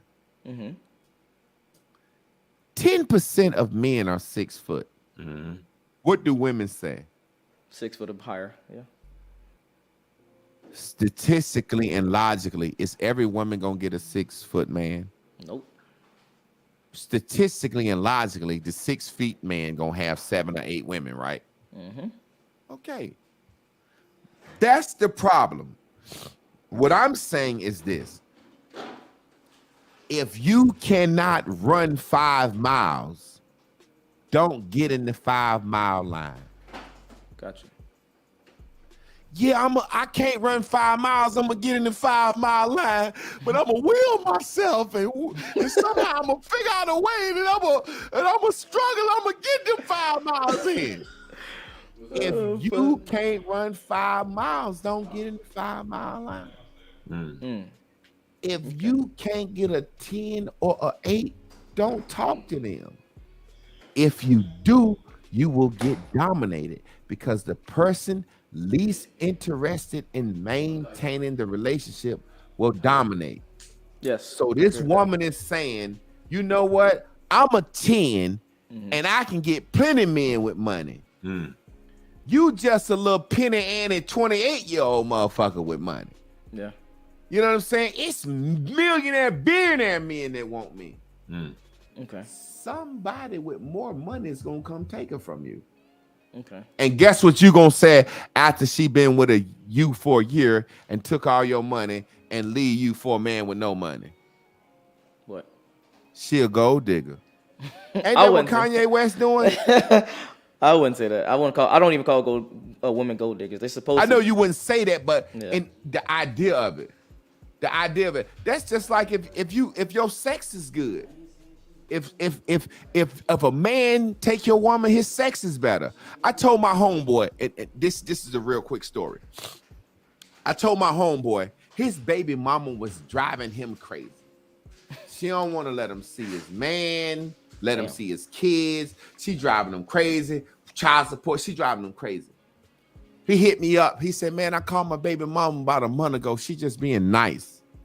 She letting me get my kids on the weekends. She ain't bothering me. I said, that's because somebody power driving that pussy. That's facts. That's facts.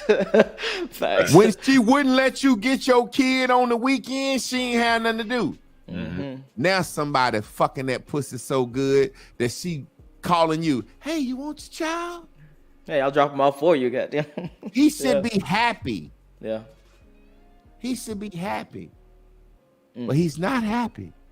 Guess why? Because somebody doing her better than he was. That's just how the game go. Yeah. Do you want to see your child or you want to keep getting the pussy? Right. I talked to a girl. I actually got a woman that's one of my side chicks, right? This one of my side chicks. And she has a great job, but her ex is an ex-drug dealer, right? So he didn't created this empire of drug money. And she always complaining to me, he don't do nothing for his children unless I give him some pussy. I said, stop complaining to me about that, because you gave him some pussy for money anyway. So that man feels like you only wanted him for his drug money. So now he's like, okay, if you want my money, give me some pussy. That's how we started. Let's keep going. I don't fault him. Seriously. At all? Okay. Not at all, because that's just like if I met a woman who could cook real good and she stopped cooking, I'm going to be upset. Yeah. This man cajoled and coerced this woman with his money.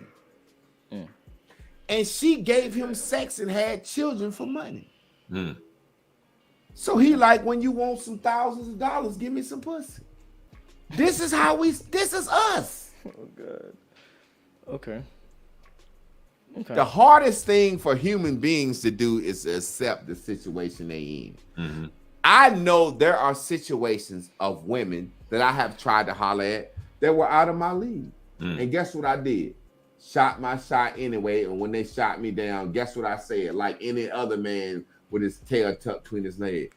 Well, if your man acts stupid, give me a call. She ain't have my phone number. I just said what a nigga said when he gets shot down. You know what I'm saying? Yo, what's up? I like you. She said, I don't like you. I said, well, if your nigga act wrong, give me a call. She ain't got my number. That's what we say when we get shot down. Just take it. You got shot down. Yeah, I just say have a nice day. Shit.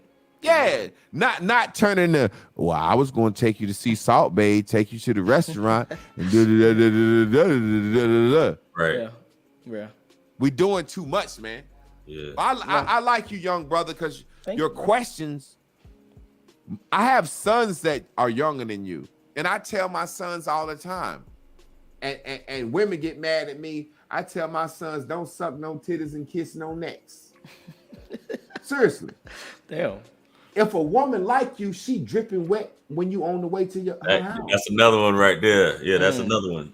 Think about it. Overdose. No foreplay, right? No, hold on, because now I gotta disagree. Hold on, go ahead. Let me finish. Overdose. JR, I'm not telling you don't do foreplay. I'm telling you real life. So overdose. If a girl that you ain't never smashed before, or girl you smashed before, tell you to come over and see her and that pussy good, ain't you gonna be hard on the way over her house? Yeah, I'm gonna be thinking about that shit the the whole so way. Why you need to suck? You hard on the way over there in the car, right? Yeah. Okay, so why when I get to her house, I need to get her wet? If you really like me, you'll be dripping already. I should see a great line of slime down your leg from where you're dripping. You see what I'm saying? I see what you're saying, but isn't that part of sex? Isn't that part of the whole that's the process? White Hollywood part of sex, as far as I kiss you. First of all, I don't want your fucking tongue in my mouth anyway. I wouldn't let nobody spit in my mouth in real life. Oh, God.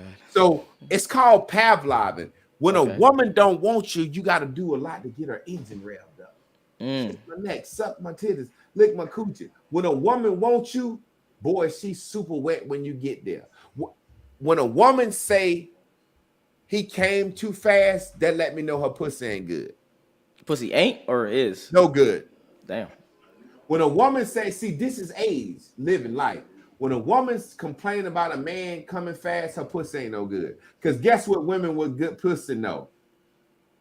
Men come fast off good pussy. Exactly, yeah. So the woman who got some good pussy, when you come fast, guess what she say? Yeah. My pussy's still good. I made him come fast. Yeah. She excited. Yeah. She know that you gonna lay there, smoke a blunt, have a drink, and get back hard and smash the pussy right later. Exactly, round two. But a woman with good coochie not complaining about that because she used to that. That's you some see what I'm psychology saying? shit right there. No, that was Yeah, like the woman is like, he a 2 minute man. I'm like, oh girl, you ain't got no good pussy. 2 minute drill. The woman, hey, watch this. I'm gonna ask y'all gonna answer this question at the same time. Now, as men, I'm not gonna call y'all average men, but just be real. When you come fast on a woman in 2 minutes, what do men say to a woman? My bad. My bad. My bad. You know, average guys. Now I'm joking. Guess what, y'all? This is the average guy response. Yeah. My bad. I didn't mean to come that fast. Guess what I say when I come fast? What? Girl, you know that good pussy make men come fast. I ain't apologizing for coming fast. I'm no good pussy. See, y'all average. Yeah. I'm joking with y'all, but notice how y'all gave the average guy. Well, hold on. I don't even put myself in that situation. So, but you said it. My bad. My bad. I'm not saying my bad. That's what I'm saying. That shit was fire. That shit was you fire. know that good pussy made me come quick. I'm gonna have me a drink, a Hennessy, hit this blunt, and then I'm gonna put a fucking on this pussy like you really want it. And in y'all mind, but watch this. In y'all mind, ain't that what y'all thinking? Yep. Yeah. But y'all have been trained to say what? Apologize. Yeah. Exactly, because you average. I don't mean it in no harm way. The two niggas just said the average nigga shit at the same time. Oh God. When I come quick and she said, "Ooh, that was quick," I say, "Yeah, baby, you know you got that good." What I'm that's just like if you fuck a woman good and she said, "Oh, that dick was good," JR Wisdom or Overdose, and you said, "My bad." My bad, I ain't mean to give you no good dick. Yeah. Oh fuck. So hold on, real quick. I know we busting balls and shit, but joking around. But so you saying that approach of saying, that shit was good, that shit was fire, is better than saying fucking, "Oh, my bad" type shit? Why would you explain to a woman that the pussy is good? That's like you saying "my bad" because you can pay for dinner. Got you. Okay. Don't you want some good pussy? Yeah. So why would you say "my bad"? Okay. Now look. Let me give you an example. Now y'all guys are gonna be real. Watch this, because we mean. All right. At the count of 3, I want y'all to hold up y'all hand. How many women have ever made you come off some head? I got 2 questions for you. Watch this. On the count of 3, how many women have made you come off head? Okay. I want y'all both to hold up your fingers right here, because we all average men and we know the truth. How many women have made you come off head? Okay. 1, 2, 3. Hold your hands up. See how you said 0 and he said 3? Women so average with their head, they think they got good head. Their head average than a motherfucker, right? Yeah. Now watch this. I'm gonna give you some more game. Shit you ain't talk about. Now, how many women, I want on the count of 3, have had that good pussy that make you come in 2-3 minutes every time you fuck it? That good pussy. I'm gonna count to 3, okay? You ready? How many women got that good pussy that's gonna get that nut up out of you? On the count of 3. 1, 2, 3. 2 and 1. See what I mean? So you see how average women pussy and head is, and they just think they got good head. See, now y'all are average men. Y'all would never think that. Yeah. I'm an extraordinary man. I done got my meat sucked by the fucking best of the world, and I don't come off no head. Me either. Yeah, we don't come off head. It ain't no good. Yeah. Head is just something that make you feel good because the guy did it. Most men gonna be like, "Ooh, that head, give me some head." But in real life, the average man don't give a damn about no head, right? Yeah, it's aesthetics. You just said only 3 women made you come off head. He said 1, and then I just asked you. Yeah, you said 0. I said 0. 0, and then I just asked y'all how many women you ever had sex with that had that good pussy, right? How many you say Overdose? 2. 2, and how many you say JR Wisdom? 1. Okay, now. Hold on, real quick. Both of them women that made me, y'all need to look up this. I don't know if it's a disease or it's a trait or a condition, but that shit it's called like vagina mollis or some shit like that. That's what both of them had, and it makes the vagina like super duper tight. So if the girl says that she has that, she got that, that grip. Yeah, and I don't like tight pussy. We ain't gonna get into that. Because if a girl got tight pussy, she ain't relaxed with you. When a girl relaxes and she really like you, the pussy open up real big. Now let's watch this. Okay, there's women watching. I don't know how many people watching. Women, when you like a man, don't your pussy open up real big for him? Because back in the day when I was growing up, women would tell the truth. They would say, you remember this JR Wisdom, I drown you. You remember that saying? Right. That mean that pussy gonna open up real big for you. You see what I'm saying? So I use that as a point, not to get off subject. I'm showing that most men in your mind, you really don't like head. And you like, think about what I'm saying. Think about what I'm saying. Yeah. JR, how many women you said made you come off head? 3. 3 in your whole life. Yeah. So how much? So if, now I ain't trying to be funny, how many times you had your meat sucked? Women that suck your meat? I don't know. Okay. Yeah. All right. I guarantee it's more than fucking 3. Yeah. Okay. Yeah. So based on the numbers, they ain't giving no good head. Right. All right. Watch this. I'm gonna ask you another question. Watch this. This is for men and women. On the same time, how many times have y'all, on the count of 3, had your dick rolled really good where a woman rolled to your dick and rolled that nut up out of you? All right. You ready? Oh shit. 1, 2, 3. I don't even got enough fingers. So my man said 1. I only had my dick rolled good about 3 times in my whole life. Your whole life? God damn. Yeah. I don't really prefer that. I mean, it's cool. You know what I'm saying? I like the cheeks, right? I like hitting them from the back personally, man. That's just me though, Yeah. But you like hitting it from the back, number 1, because we just established. Now, all men from the back is their favorite position because we just established. Now I'm talking to y'all men live because I'm a psychologist on this live. Yeah. All right, watch this. You ain't got your dick sucked good but 1 or 2 times. You ain't got your dick rolled but 1 or 2 times. You ain't got your goddamn bust a good ass nut off a woman but 1 or 2 times. So obviously what you gonna love is what? Hitting some pussy from the back. Right. Because that means the girls don't have sex like that. Simple. Yeah. Think about it. So what y'all have just admitted right here on this live, y'all don't come off a head but 1 or 2 times. You don't come off of getting your meat rolled but 1 or 2 times. You've only had some super good pussy but 1 or 2 times. So of course the highlight of your sex life is gonna be hitting some from the back. Can you really see how I just walked y'all through that? And I'm not trying to be funny. I'm a master teacher. Right. I just walked you guys through the idea that sex ain't even really shit to us as we put on. Right. All we really want to do is hit something from the back. And guess what happened when we hit something from the back? What? We bust quick. Curtains. So sex ain't really nothing. Remember I told you, JR, sex was the last thing on my list. Yep.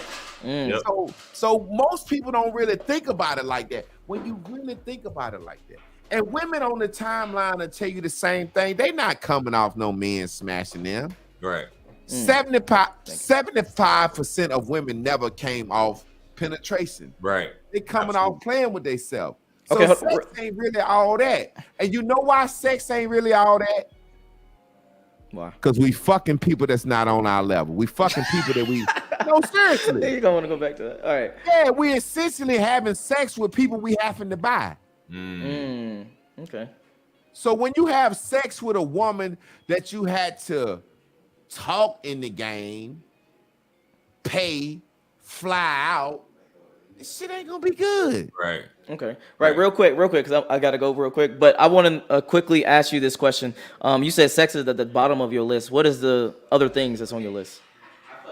Well, the number 1 thing on my list is, do the woman listen to my leadership? Okay. Do she respect me enough to do what the fuck I say even when I'm wrong? Okay. See, a woman that really respects and wants you is afraid to make a mistake around you. Yeah. Seriously. Yeah. They'll lie about a mistake. A woman that really wants you and respects you, if she burn the chicken, boy, she'll make up a lie. A woman that really wants you is afraid to speak out of turn because she's scared you're going to leave her. Right. Gotcha. A woman that really wants you will break her neck to please you. The same way these men is breaking their neck, spending all their money buying red bottoms to please these women. You understand what I'm saying? Yeah, men stop doing that shit for sure. So at the end of the day, the woman that really wants you will respect you just because of you. Okay. It don't matter about your money.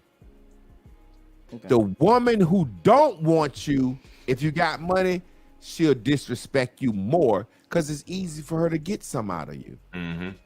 A broke nigga can. You ever notice the man that care about his children and want to do right, the woman treat him like shit? Facts. The man that said, fuck that bitch, fuck them kids. She don't work, she don't bother him. Nope. Because guess what? It's human nature to control what we can't control. Exactly. It's human nature to control what we can't control. What we can't control, we don't bother. That guy that don't worry about them kids, that don't come around and say nothing, she can't control him. So she don't bother him. That guy that want to see his kids and want to do right, she can control him. She worried the hell out of him. So okay, I got it. All right, man. And then you, young bro. I really, because you're a sharp brother. I really like the questions you asked me, man. Thank you. I appreciate it because I always like to soak up game, point blank period, and get different perspectives so I can, evolve as a person. But a real quick question for JR. This is your channel, correct? Yes. Is it okay if I clip this and post it on YouTube? Yeah, man. That's what I do for a living, man. So I don't have a problem with nobody using any of my footage. You know what I mean? So do your thing, man. Yes, sir. Well, thank you for having me. Yeah, I just want to say something real quick. All right. Sir. If you're trying to play football and you want to be a running back and you're not fast and you're not strong, you get that shit up quick. You know what I mean? Yeah.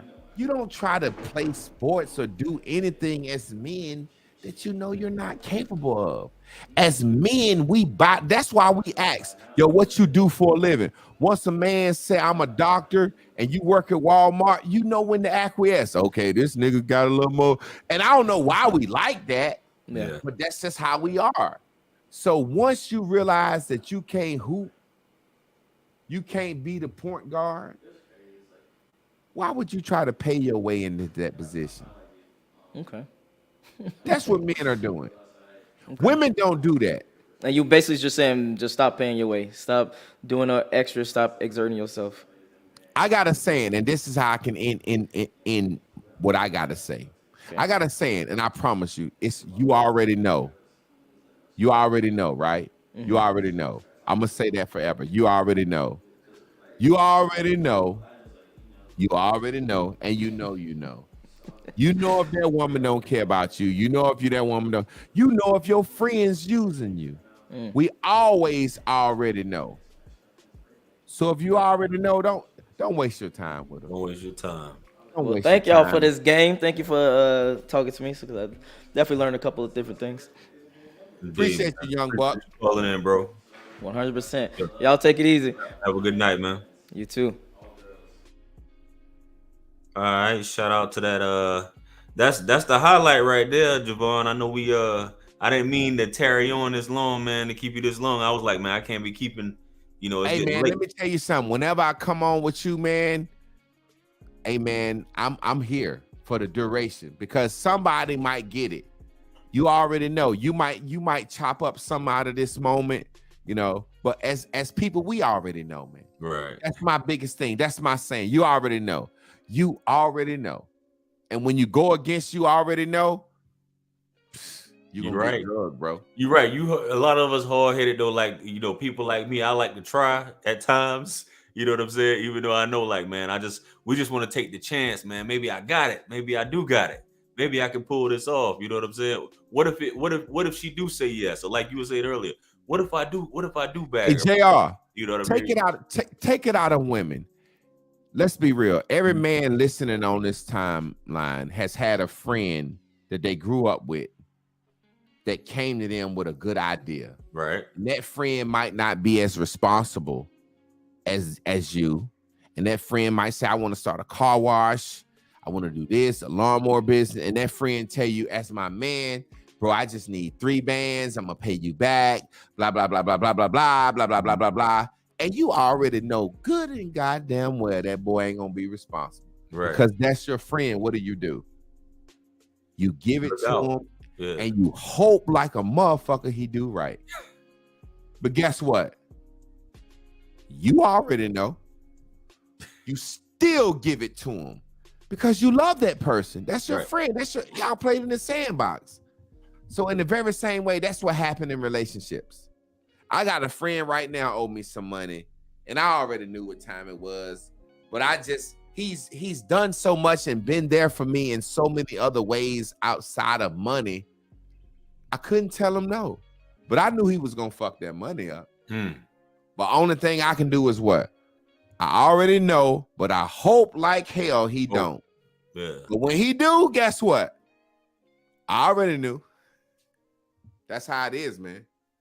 I got you. Well, on that note, hey, nothing but straight fire. You guys listening tonight, shout out to everybody tuned in, man. This is always an incredible experience, just hearing the things that we don't normally hear from a different, definitely, you know, I'm along the same thought process that you have, Javon. I feel a little bit differently on certain things, but that's cool, obviously, you know what I mean? But got different styles. Yeah. You know, my technique is called aggressive self-help. Right. So I like to go to the bottom line, the attack. Right. You already know that gal didn't want you. You know that girl didn't want you, and you bought her love. And woman, you know you was never going to respect him because he had to buy your love. Right. You already know. Absolutely. I just like to say it plain. Like when the young brother was asking me, what if, nah, man, stay the fuck away from women that you couldn't get in the 7th grade. Just because I can't tell you there's a billion situations. Absolutely. That's what I tell my sons. I can't tell you a billion situations, but what I can do is give you a bottom line piece of information. Right. If she won't fucking with you in the 7th grade, don't holler at him, fam. I see where he was going, where he was coming from, though, because a lot of us like to think of, well, Javon, maybe I can work on my social skills. Maybe I can lift some weights. Maybe I can, you know, maybe I can do these things to qualify myself. You know what I'm saying? You can't. Yeah. You can't. Matter of fact, the only thing you should be thinking that could qualify you is money, but that won't do it. Yeah. I got a homeboy when we was in college. We call him Sloppy MF. He was a fat guy. He was a lineman. And then he lost all his weight and got cut 6-pack abs. Right. And we would go out and we would be in public and we would holler at girls. I was like, yo, holler. And he would be so shy. He was still living in the fat guy mind. Right. He didn't even realize how cut and muscular he was. Right. You see what I'm saying? So you already know. Absolutely. You already know. Leave it alone if you already know. Leave it alone if you already know. Dope. Well, guys, y'all know what it is. You know, this is a great episode. Make sure you guys, I see a few of y'all were subscribing to Javon's channel. It's tagged in the description as well as the title of the video. All you gotta do is click on it. It'll take you directly to his page. Hit that subscribe button, Modern Masculine Man. You also can see his information, you know, on the ticker below at the bottom of this video. You see it down below. His Facebook, his Instagram, and his Cash App. Bang that. You know, if you feel like this information has been of value to you, you know, definitely I'm gonna have it for you guys watching the restream. You guys can watch our previous interview I did with Javon. Definitely, I think it was like 2.5 hours. Definitely a good interview where he dropped some jewels in there. In the future, I'm gonna make sure my camera stay on too, bro. My bad, I ain't mean to cut you off. No, ain't no big, like mine will cut off. So what I'll talk to you about that when we get offline. What I do with my camera, that'll stop all that or whatever, because mine burns out quick too. But yeah, you know, feel free to check out that video, watch the restream. Definitely check out Javon on Facebook. That way, you know, I know that's where he does a lot of his posting, as well as he's got his 2 pages. So all that'll be in there where you can subscribe and check out his content on both of those. You know, his Aggressive Church page and the Modern Masculine Man, as well as Facebook. So appreciate you, bro. Yeah. Anything else you want to add, Javon, before we get out of here? Nah, I'm good, bro. I just want to say, anytime you want me to come on your show, I see it as an opportunity to get my message out, and it's an opportunity to grow my page. And I'm here for you whenever, bro. It don't matter how long it take. You know what I'm saying? Yeah. As long as my microphone, I'm here for you, bro. So never hesitate to hit me up, fam. No worries, man. No worries. And with that being said, man, y'all like the video, subscribe to all the channels.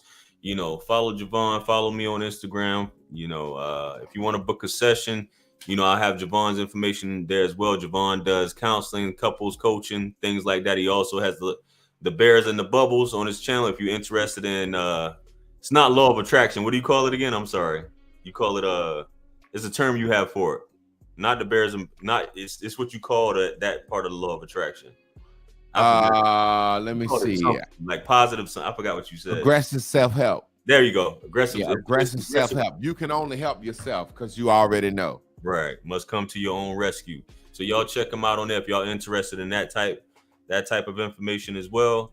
Like I said, follow me on Instagram. I'll follow you back. Purchase all my books and merch through Linktree. If you're looking to start your YouTube channel, or you're looking for some YouTube coaching, I'm now doing that as well. If you're looking to do some promotion or advertising your brand on my live streams like this one, make sure you guys hit me up and I got you. And with that being said, much blessings and abundance to you all. Peace be upon you all.